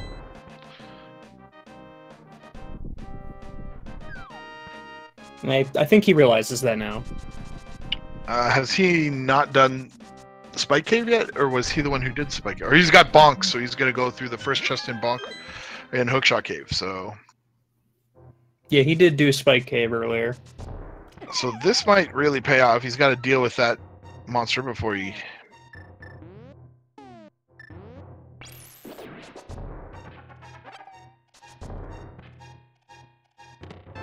Oh, hookshot in Hookshot Cave. What a find. Okay, that paid off. So he's got to feel really good about that. And there's Cane of Samaria.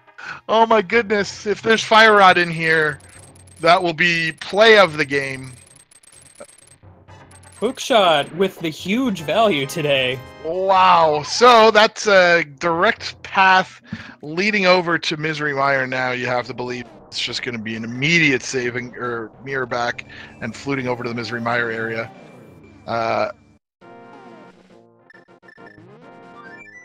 And definitely, without a doubt, Michael's now in a very advantageous position. And I will say that I feel like the lead has passed back and forth between these two runners at several times during the course of the seed. But that solidly gives him an advantage. He's going to be able to do both Desert Palace and Misery Mire. And unless Serberoth chooses to go up to Hookshot Cave in the immediate future, this is going to be a great turning point for Michael. It sure is. Because that's just it. Without Turtle Rock access, you have very little reason to go up there at this point, because he's already checked everything else. Yeah, that was a one-item location check that turned out to be incredibly valuable.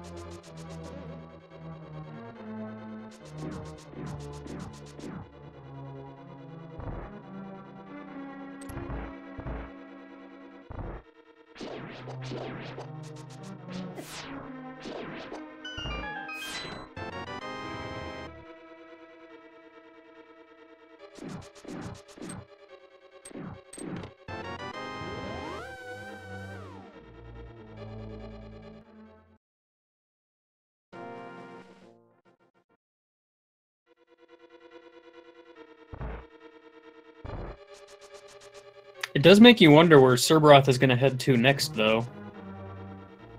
Yeah, and I still think if it were me, and I'm being completely honest, if it were me, I would probably go into Misery Mire without the Cane of Samaria and hope that it was a vanilla cane. Yeah, like I said earlier, I'd probably do the same thing. From Serberoth's position, I feel like Mire is the play.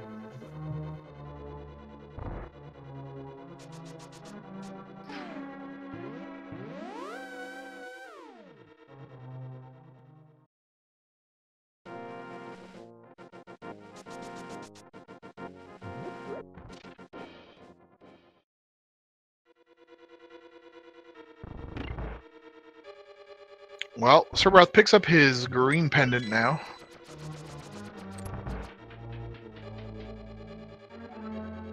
And we really just need to track down that Fire Rod at this point. Where could that be, I wonder? And I almost think that if I were in Michael K's shoes, I might have just checked those early chests in Turtle Rock while I was still up on Death Mountain after picking up the cane there, but at the same time, it's always best to go to a dungeon that you can fully complete.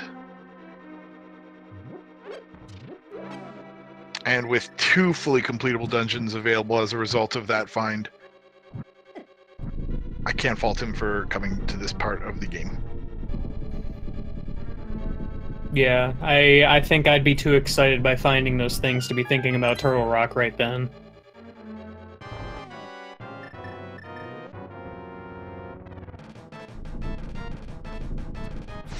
Serb is gonna finally go up and pay Zora a visit, I think.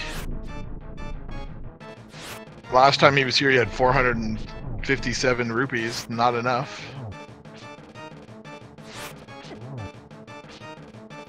Could always use an extra heart.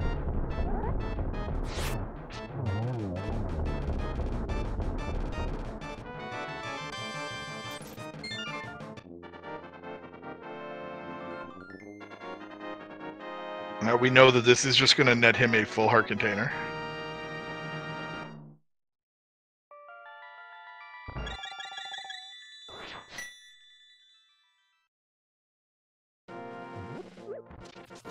And Michael's now pulled into crystal parity, and will soon be heading into Misery Mire.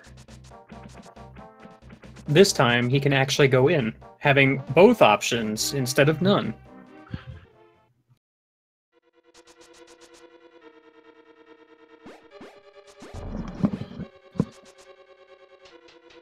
So Serberoth might be making the right call here. Miraculously enough, it's at the point where he's got to... He's going to be checking that first chest in Hookshot Cave, perhaps. Seems more like he's heading to Spike Cave right now, but maybe afterwards. Oh, yeah, that's true. Since he's here, and if he's keeping track of the chests that he can open, you'd think that you would do both if one didn't pay off. But it is true that that first chest in Hookshot Cave is often forgotten that it is available when you have just the boots.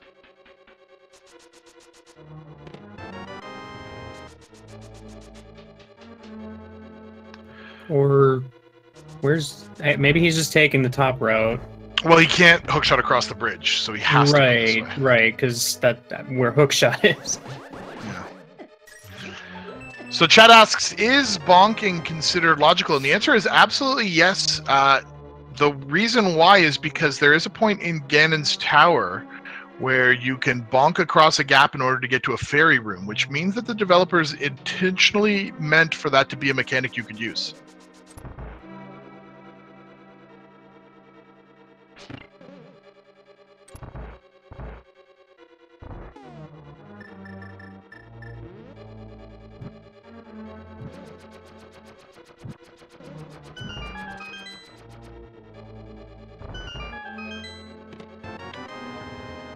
Serberoth correctly opening up Turtle Rock since he is up here.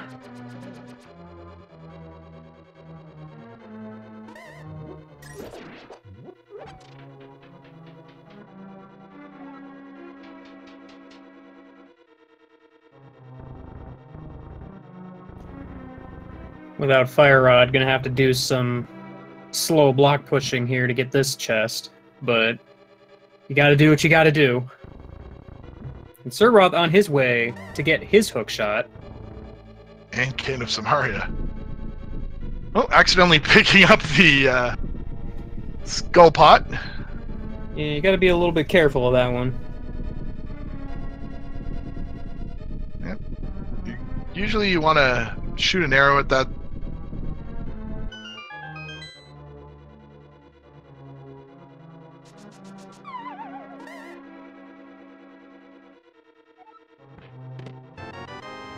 So Michael K grabs the fire shield, off of the off of that vanilla big key chest. Serberoth gets his hookshot and his cane.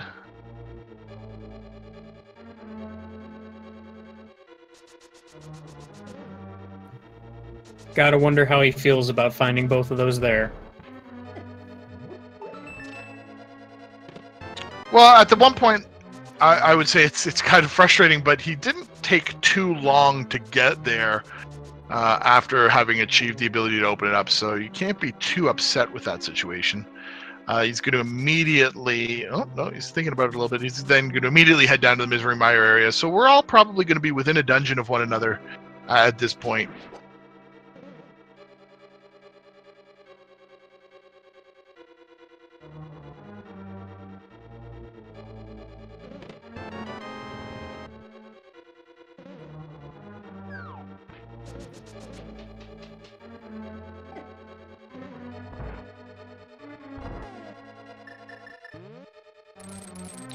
So now it's just the hunt for that fire rod. And Michael finds it. And there it is. So at 1 hour 51 minutes, pretty much even, Michael has achieved go mode, I believe, in this seed. And we'll be able to complete this dungeon, Turtle Rock, and Skull Woods in go mode. And serberoth is not too terribly far behind, so this is quite the race at this point. Yeah, it is going to come down to the execution in these last several dungeons, and that will be an important factor. Now, what's very interesting here is that this also means that none of the pendant dungeons were technically required.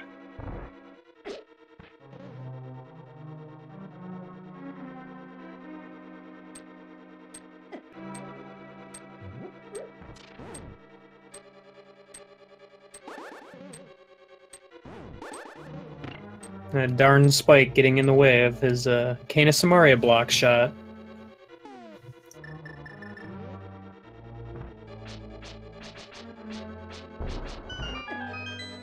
And so some of the factors that really played a role, unfortunately, and if serberoth at this point were really just one hard reset and progression loss difference between these two players.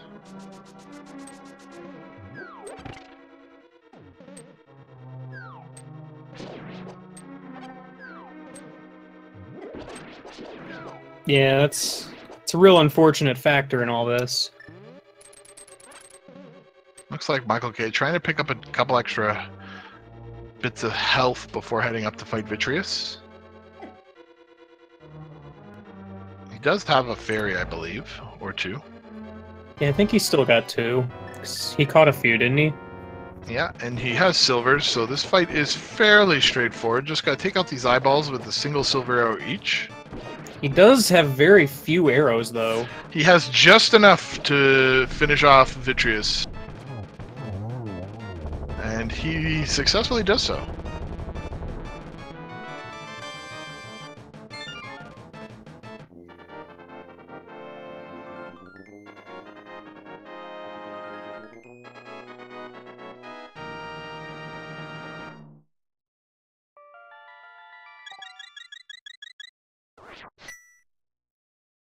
So let's watch very carefully on Serb's side. Make sure he goes to that big key chest to pick up that fire rod. Sometimes, you know, you get so excited, you're not keeping count, you go right up to Vitreous.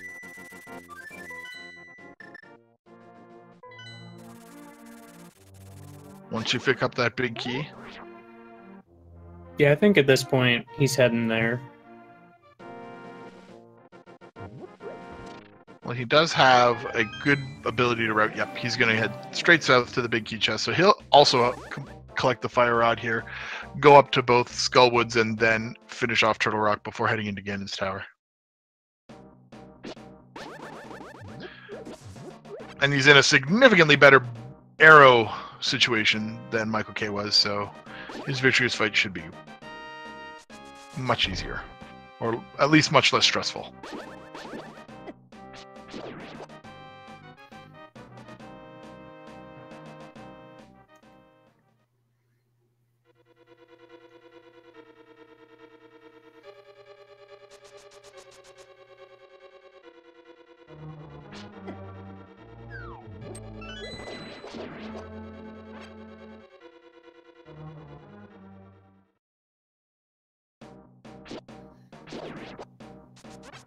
Gotta wonder, though, where the rest of the swords are. Yeah, at this point, there aren't very many overworld locations that they could have been, and we've cleared almost every dungeon we've been in. The only 2 places are Swamp and Ice, and half of Ice we have seen. We couldn't get into the swamps, so the only place additionally that we could potentially find them are in Ganon's Tower. Because really, at this point, swords are about the only thing the runners are likely to want to find. We already know where both males are, where the silver arrows are. Oh yeah, there's also a good chance that we'll find them in Tempered Sword in Turtle Rock along the way.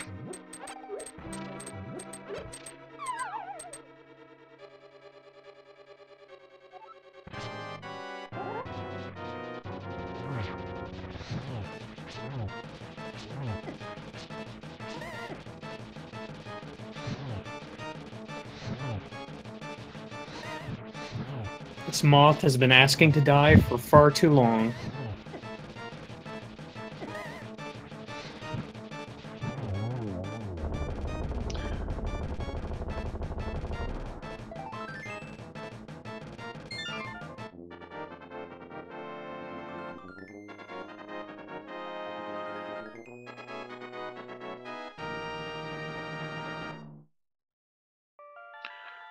Serberoth gets a lightning to the face, but definitely has fairies in his pocket. I don't recall him catching any more, so that probably was his last one.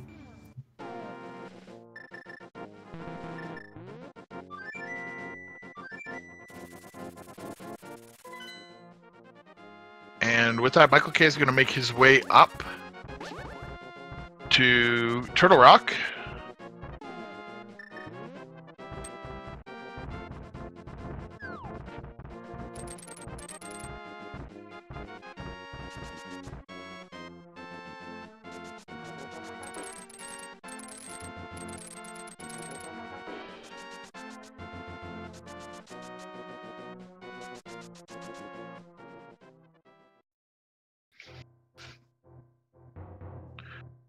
No, he did not pet check because he's in go mode. We'll just save that curiosity for the credit sequence.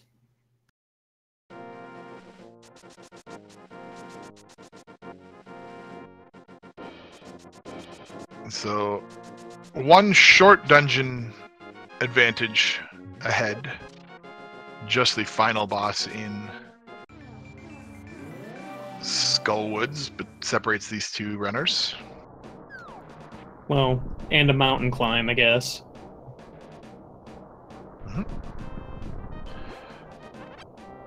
So Turtle Rock's foot just providing hearts today. He might have been looking for some arrows.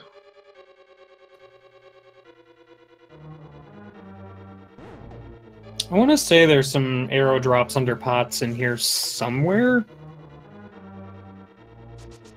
But arrows aren't really something you need in Turtle Rock, so it's not something I've really committed to memory. Yeah, but he is in danger of having a problem when he hits Ganon's tower with this arrow situation. Dealing with some of the mimics.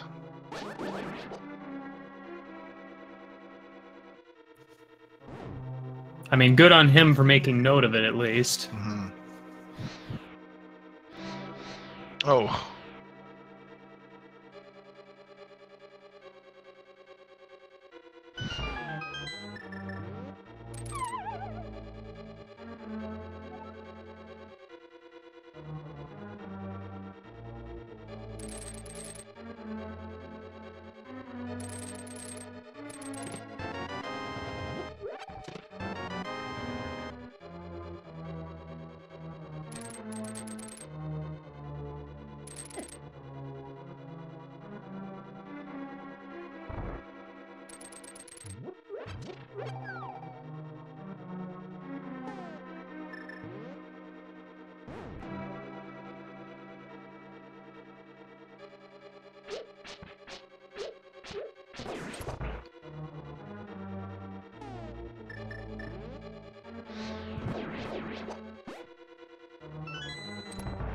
Oh, I guess he doesn't care about it. Oh, yes, he does. Oh, I'm sure he cares. I know I'd be turning around.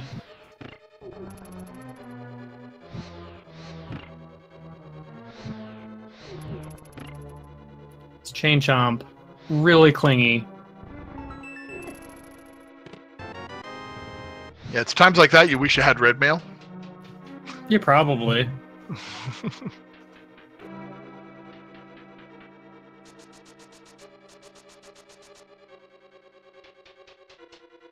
And Mothula goes down on Serberoth's side, so he'll be heading up to Turtle Rock as well in just a few moments.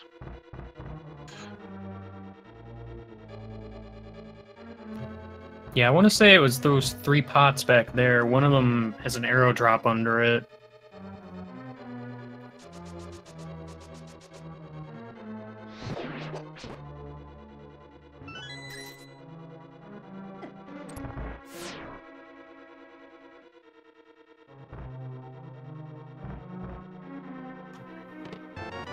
Now, I actually didn't need to check that chest.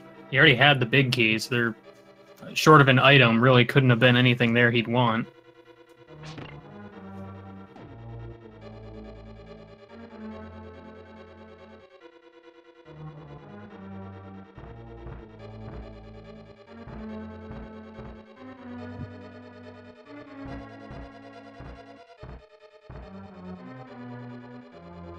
Yeah, and now,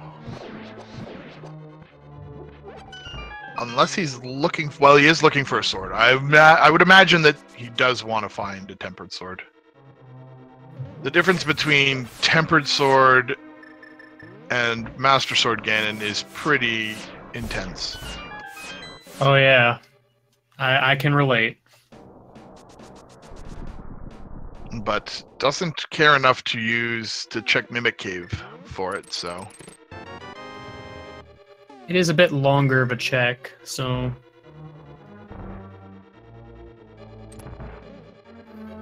Especially when you've got so many chests in Ganon's tower, one of them is likely to have a sword. Mm-hmm.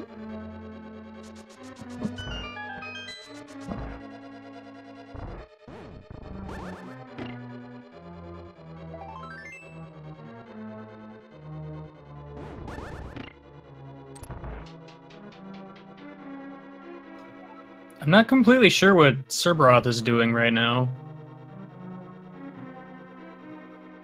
Yeah, he just really needs to have gone the other way, I think, to get up to Turtle Rock.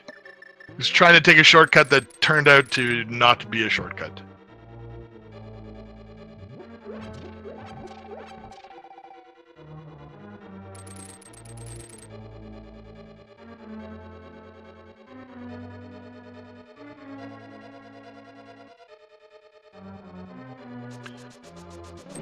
So Michael will have to go down Laser Bridge looking for that last key. Does have access to the cape if he wants.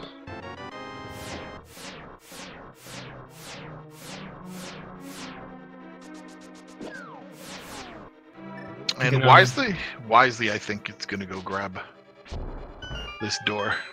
I mean, he does have fairies, but still not a bad idea with this low of health.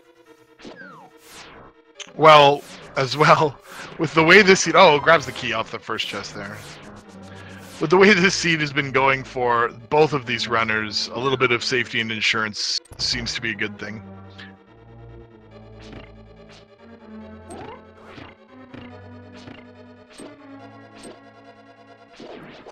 This little Helmasaur is giving him a little bit of trouble here.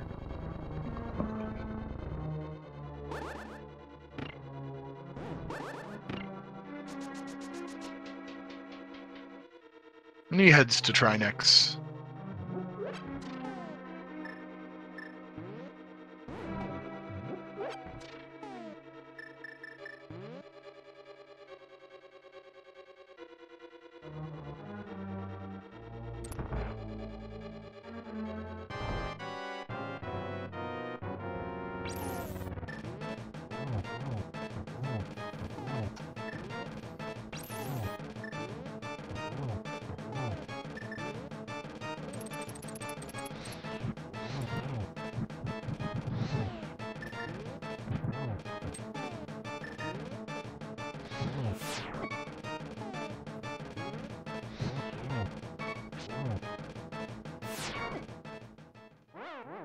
Well, there goes one fairy.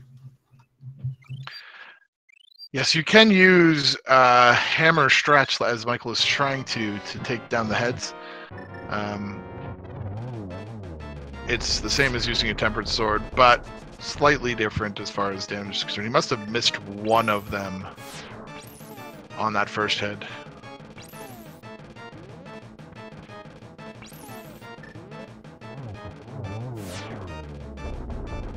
It goes down all the same, but he's back to 1 heart again.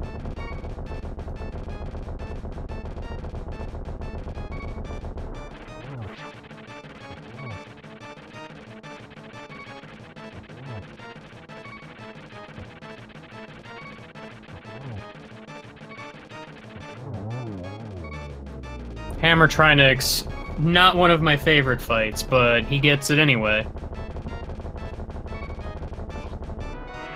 And with only one beam of icy goo on the floor, it's not too bad at all.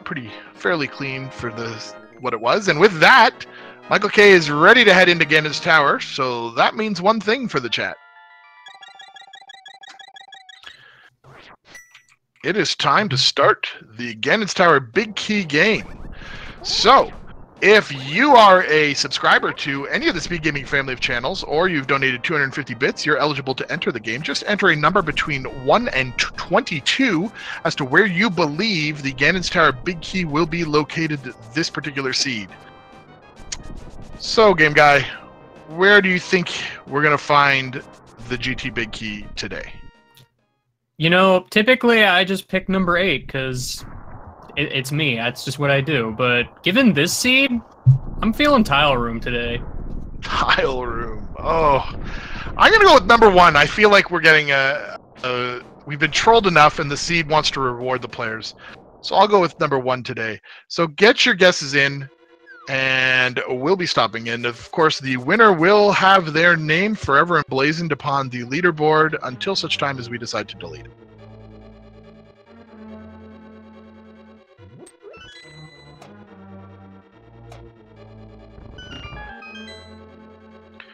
So interestingly enough, going straight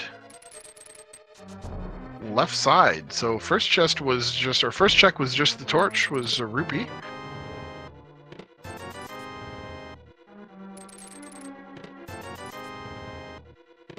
Two, 3, 4, and 5 don't pay off. Yeah, we've got some Dark Magician strats here. Yeah, interesting.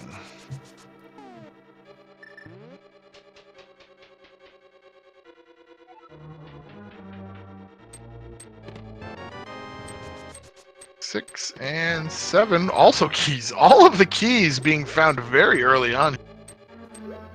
I mean, you can never have enough keys here. There's a lot of locked doors.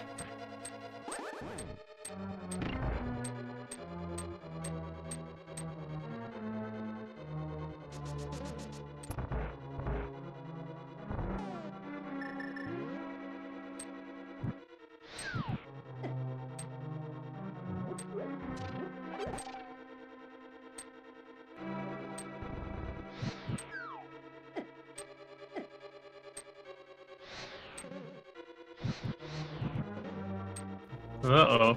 One of those torches went out. Yeah, Michael should have been making use of the dashes throughout this.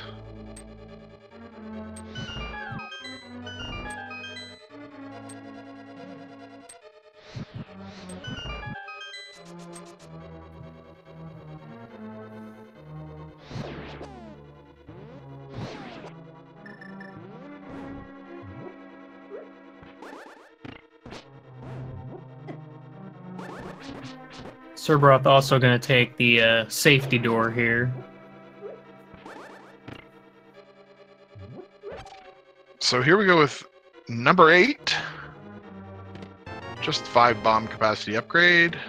9 is the compass, 10 50 rupees, and 11 is 300 more rupees. So not yet paying off.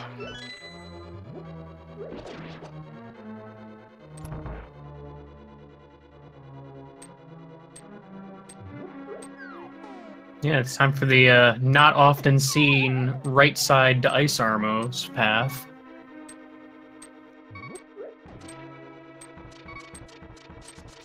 To this day, I'm still not completely sure how you're intended to get through there without some sort of invincibility item.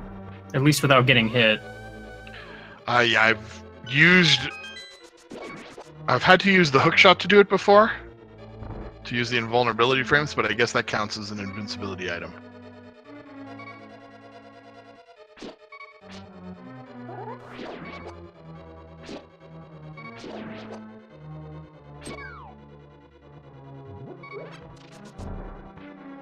So 11 chests in, still no big key. 12 here at Bob's chest.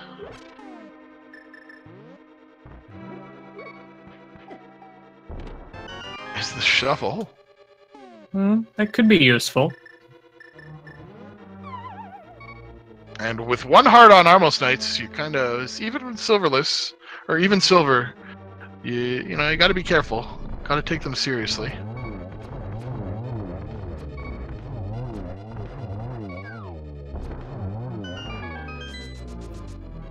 But he gets it all the same. 13 is 50 rupees, 14 is 5 more, and there's the water toes. I was wondering where those would show up. A little bit late for them to be useful, though. I don't think there's any water in Ganon's tower. Yep, it's just not something that you run across. Just frozen water. That doesn't really count. Can't exactly swim in ice.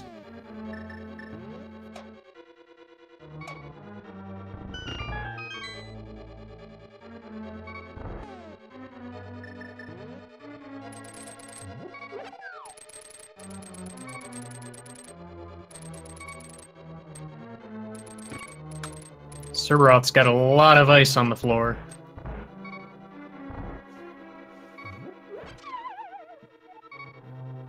So 16 is the big 20 there.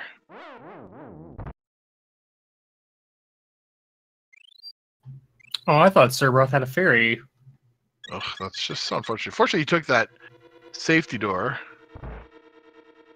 And he's going to actually do something here. If you mirror to this ledge, this is actually a cave that has fairies in it. So, don't often see this, but... It's a real nice call. I've not thought I'd ever do that. Yeah, you don't often know about it until you need it. Now, the one thing you do have to be very careful of, not dashing and falling in this hole, because then you have to do the entire Turtle Rock all over again.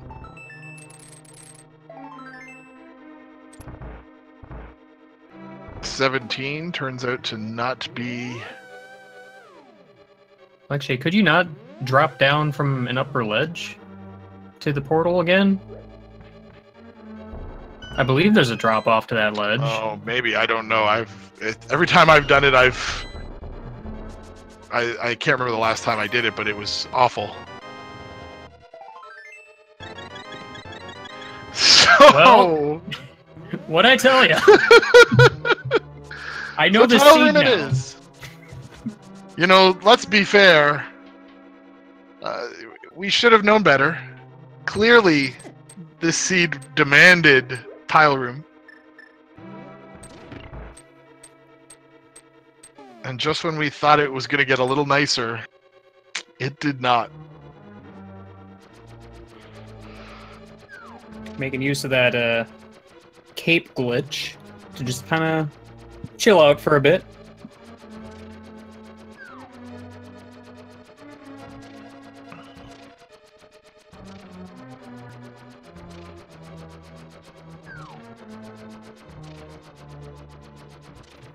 Can't help but notice also, no sword has been found yet.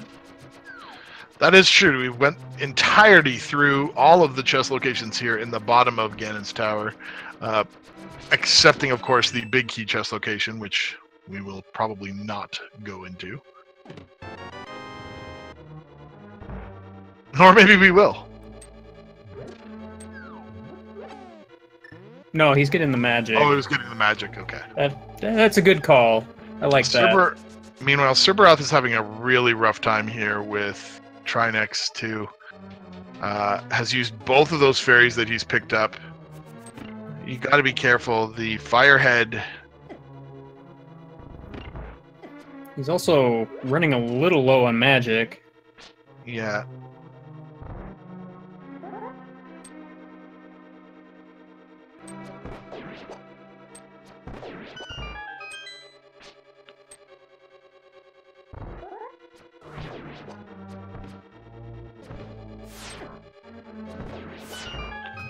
All right. The last of his magic. With 1 heart left, he's got to do this perfect.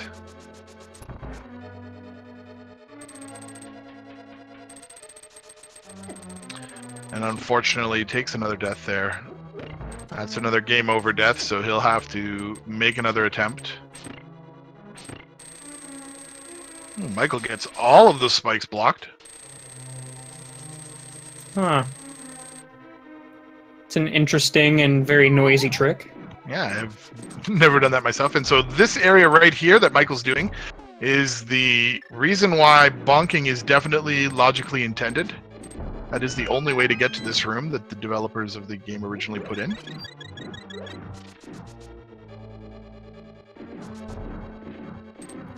I've always found it sort of odd that it's the only place that really gets used like that. As far as intended uses go. Because it's pretty clear a lot of other locations want you to use the hook shot. Mm-hmm.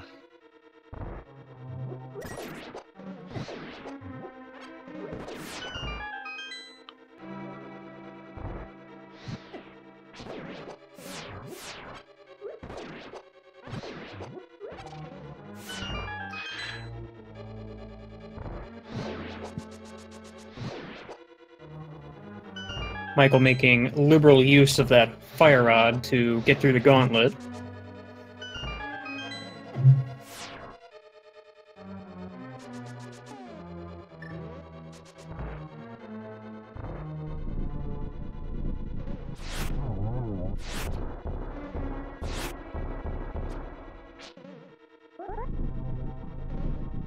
Yeah, and on to Land Mollusk 2, trying to get some silver arrows. Gets 2 out of the 3 heads down already.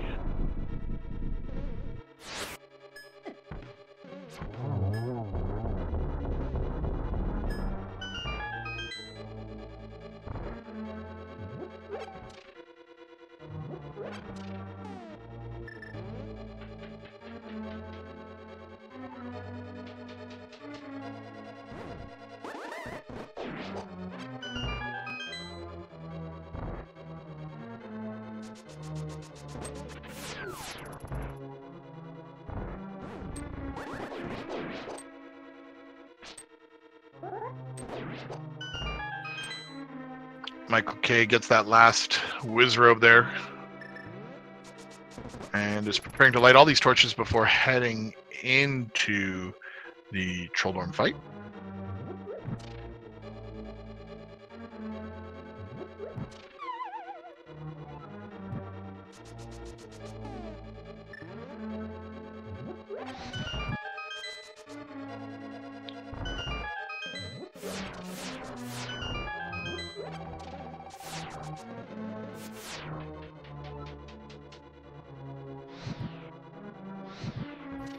Well, this is the moment of truth.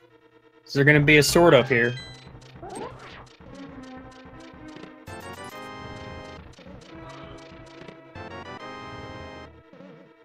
Serberoth using his last fairy, but I don't know. I think he's got it at this point.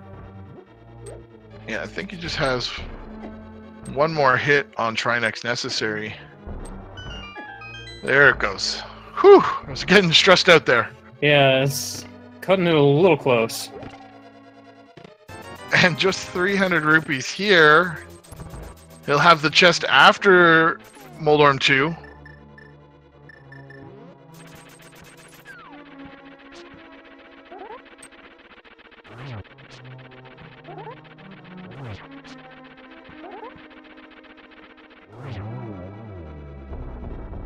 Excellent Moldorm 2 fight considering his loadout. 3 Master Sword spins, and he picks up a red rupee, so we will be seeing Master Sword, Silver, Ganon. Well, here's a thought. Turtle Rock was the second crystal to get access to Pyramid Fairy. You think he could maybe go check that real quick? He might choose to, especially after he deals with Aga 2. But I would imagine he'll at least make one solid attempt on Ganon without. Yeah, that seems likely, but I'm wondering how comfortable he feels doing Master Sword Ganon. It does mean that we'll have to do a lot of spins on Ganon, and they take a long time. Getting a couple doubles here, which is really nice. We'll see if Serberoth can make up a whole bunch of time by... Nope. Going to Tile Room immediately, but he did not. I mean, no one wants to go to Tile Room immediately. Yeah, about the only time I've ever done it is when I've truly felt incredibly far behind.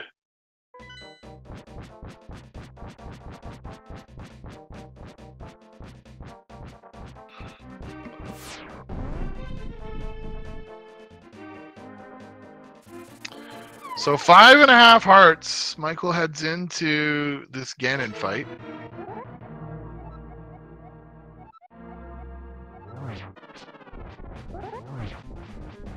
Gotta be incredibly careful. Can't afford to take any hits at all in these first couple of phases. Yeah, and this is an important time to point out, he does not have red mail. He intentionally skipped it.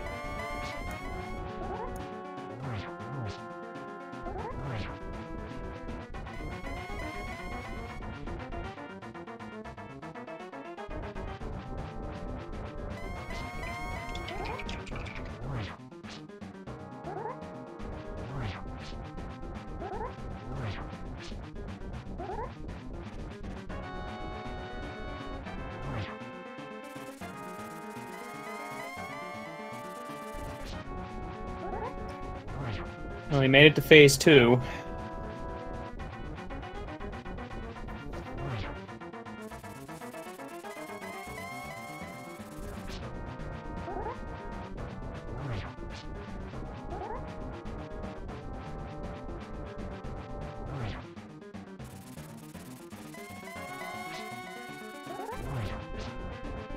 Yeah, and he's getting some good locations there. An excellent use of the hook shot to use those iframes to avoid these fire bats. Ooh, gets winged by one there. Has a blue goo, so... I mean, he also has the cape. He may have been better off trying to save his blue goo a little bit, but...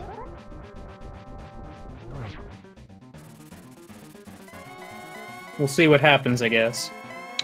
Well, he's made it to phase 3. Yeah, arguably the hard part's over at this point. Yep. Now, provided he gets the torch glitch, it's a relatively straightforward end of the fight with the silver arrows. I mean, he probably doesn't even really need the torch glitch.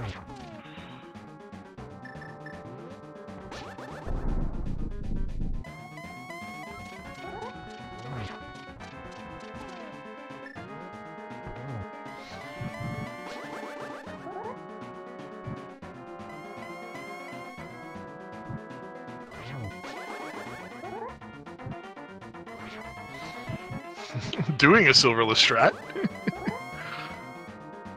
Well, hey, I mean, style points, I guess.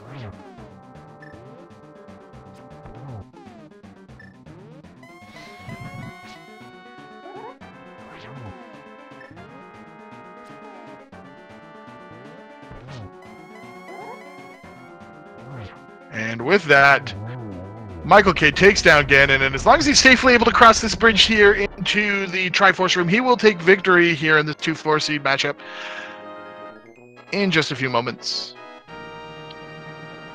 It is a slippery bridge, though, so one never knows. Yeah, you gotta be real careful. So let's throw some GGs up into the chat as Michael K takes the victory, and a perfect sentence there to summarize this seed. Yep, that just happened. It sure did. Congratulations, and we'll see about getting Michael into the chat in just a few moments for a post-game interview.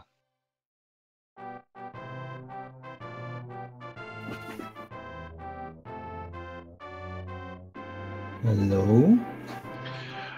Congratulations, Gigi, and welcome to the chat, Michael K.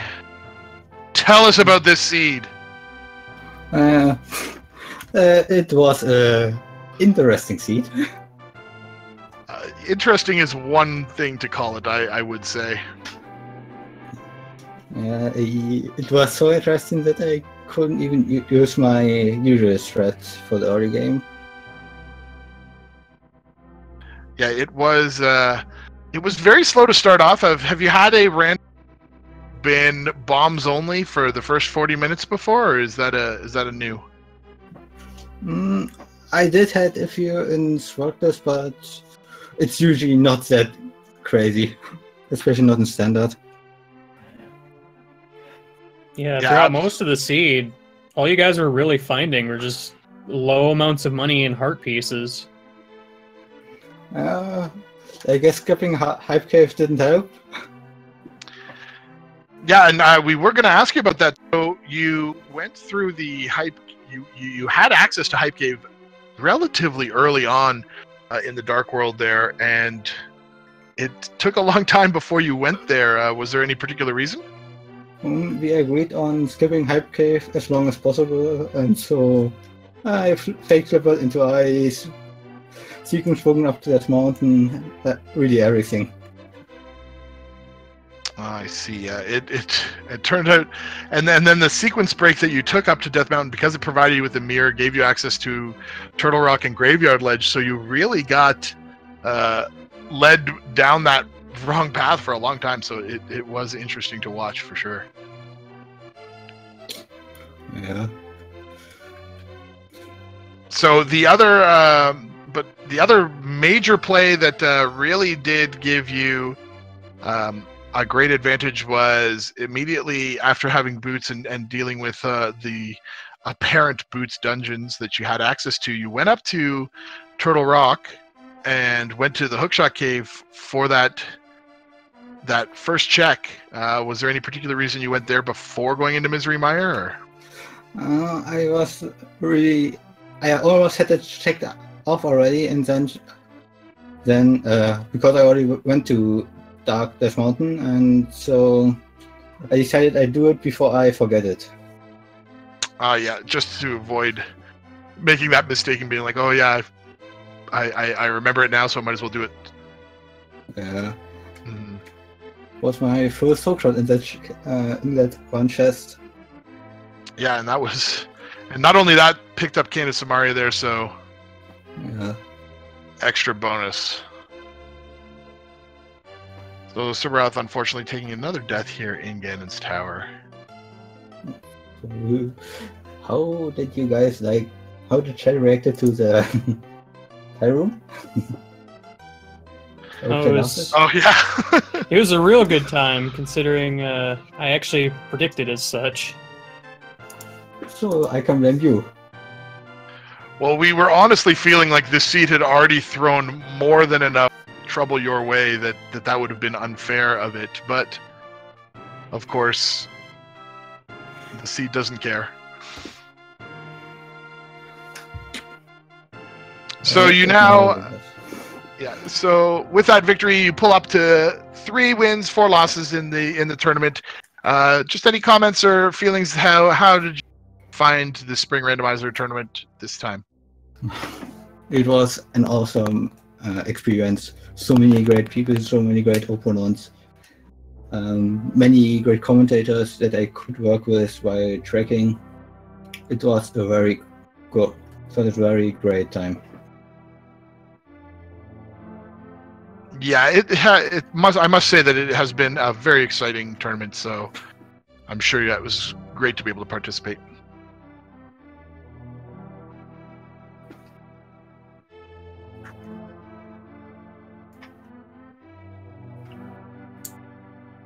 So we're now just watching Serberoth make his way through the gauntlet on the way up. There was one other point that we thought was interesting. How did you feel about that Misery Mire situation where you were down to your last arrow on Vitreous, had to have perfect arrows on the eyeballs there? Were you a little nervous, or? A little bit, but once I got down to the last few, I counted and knew I had enough. I didn't want it to go on the eyeball with my sword or something.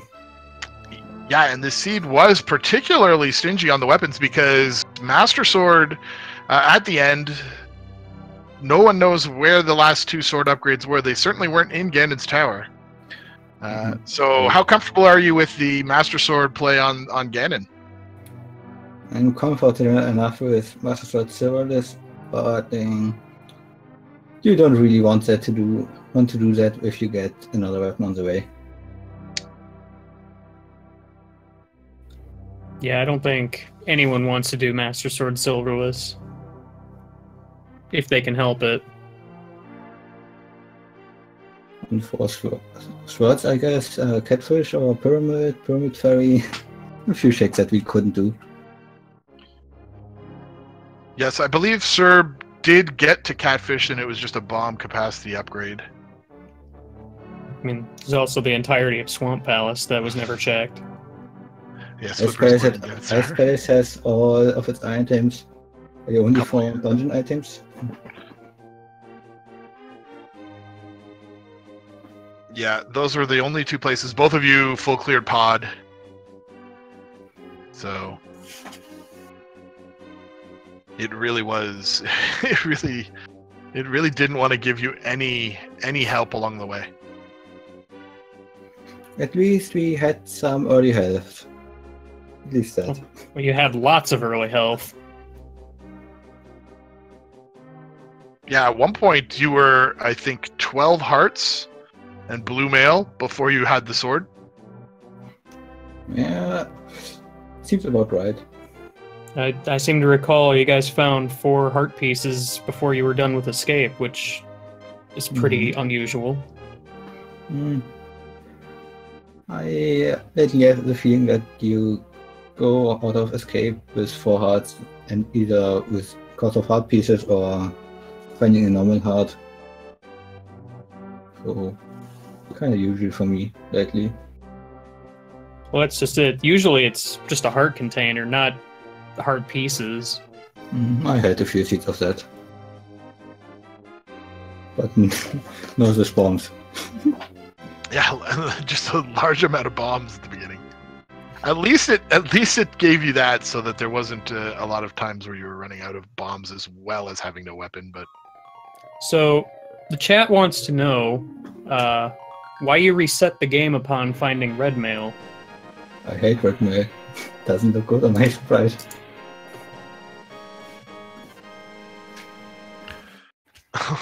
So Serberoth unfortunately takes another fall here on Trolldorm 2. Now that puts the troll count to 2.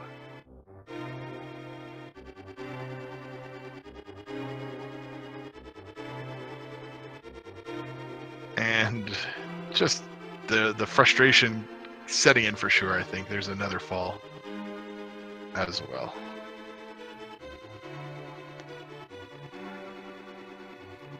Yeah, Trolldorm does not want this to end. Yep. Definitely trying to get revenge on all the time people have cleared him without bonking anyone off, and takes 3 there. So Serberoth finally finishing off Trolldorm 2. Gonna hookshot across here to the chest and be upset to find 20 rupees instead of a tempered sword. The wrong red item there. And very wrong. And he'll be, provided he makes his way through this room without any damage, he'll be on his way up to... Oh no! Oh, he does have a fairy. He's got a fairy still. I was getting a little... I think he caught a few fairies after Ice Armos, if I recall. That would have been a very unfortunate loss to, at this point, to Gadeth. Though I don't know if he has any more, because I saw him use another one earlier. And onto the Agatu fight.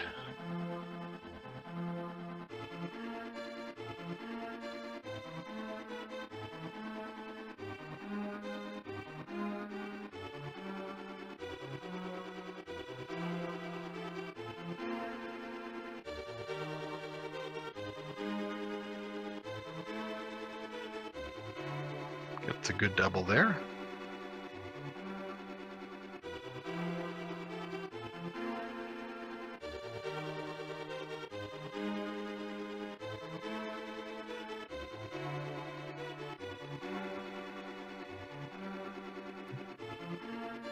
Running a little low on health here. He's gonna have to be real careful. Yeah, and Aga's just not cooperating with nice, straight, easy geometry shots for Serberoth here. They've all been a little tricky. Here's one that has some potential. Oh, blue ball, of course, so no. Oh, he did have another fairy. Okay.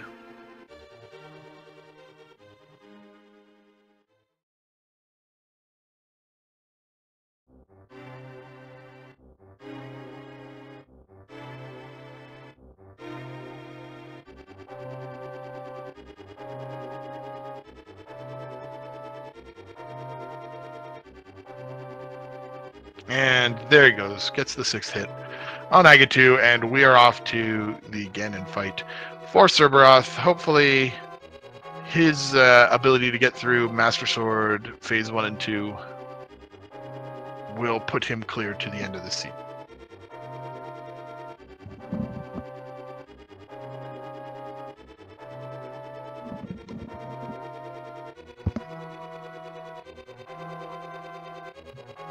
Might be worth his time to go grab the fairy in the tree down below, which he seems to be doing.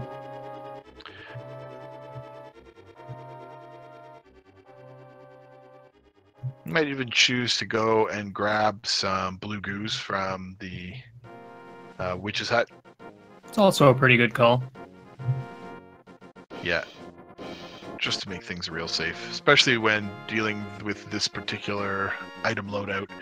If you're not very confident with Master Sword and dealing with the spins, you might take a lot of damage along the way by Ganon, and so having 3 bottles of blue and a full health start is probably a good idea.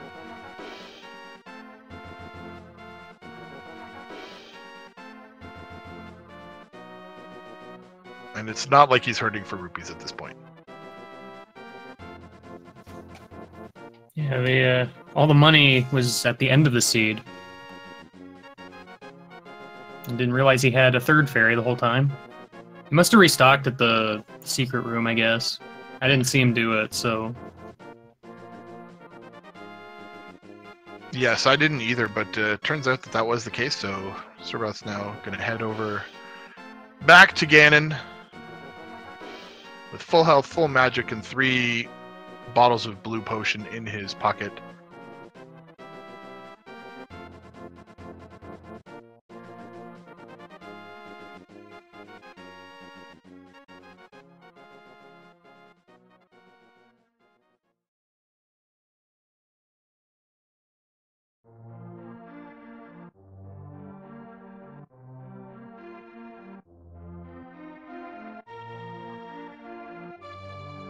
So now's a good time as any to remind the viewers, if you're interested, there are some other races starting up in just a few minutes. We may actually get cut off a little bit short here just due to the time situation. But starting up in 5 minutes on Speed Gaming 2, there'll be a game with Mikan versus Datlosset, as well as Speed Gaming 4, Zebra Unicorn will be playing versus Loa D Pile. And then an hour after that at 2 p.m., James FNX versus Dragon C on Speed Gaming 5.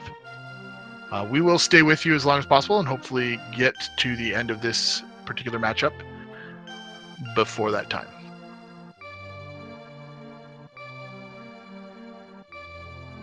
Serberoth getting a pretty good spot there to get some additional spins.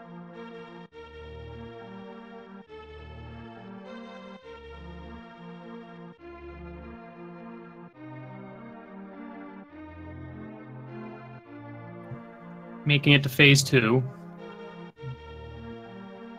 Yep. Uses his first bottle here to replenish those hearts. Got to be careful with the with those fire bats. They do a lot of damage, even on red mail.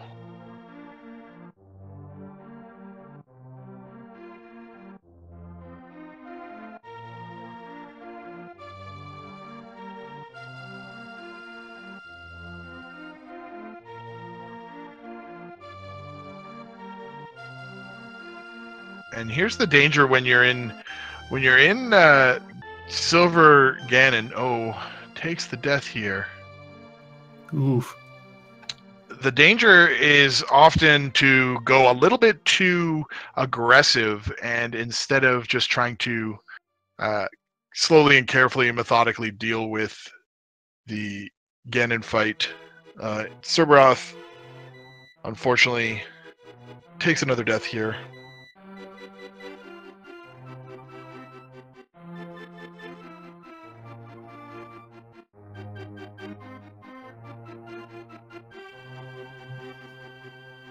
Yeah, with Master Sword Ganon, it's generally a better idea to play it safe. Using Cape might not have been a bad option if he wanted to be a little more aggressive, especially since he had all that blue goo. So magic really wouldn't have been a huge issue.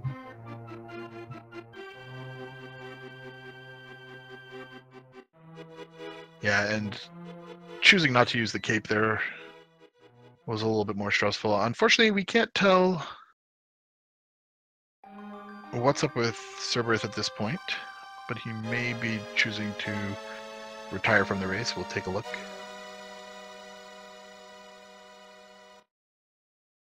Yeah, that seems to be the case. Yep.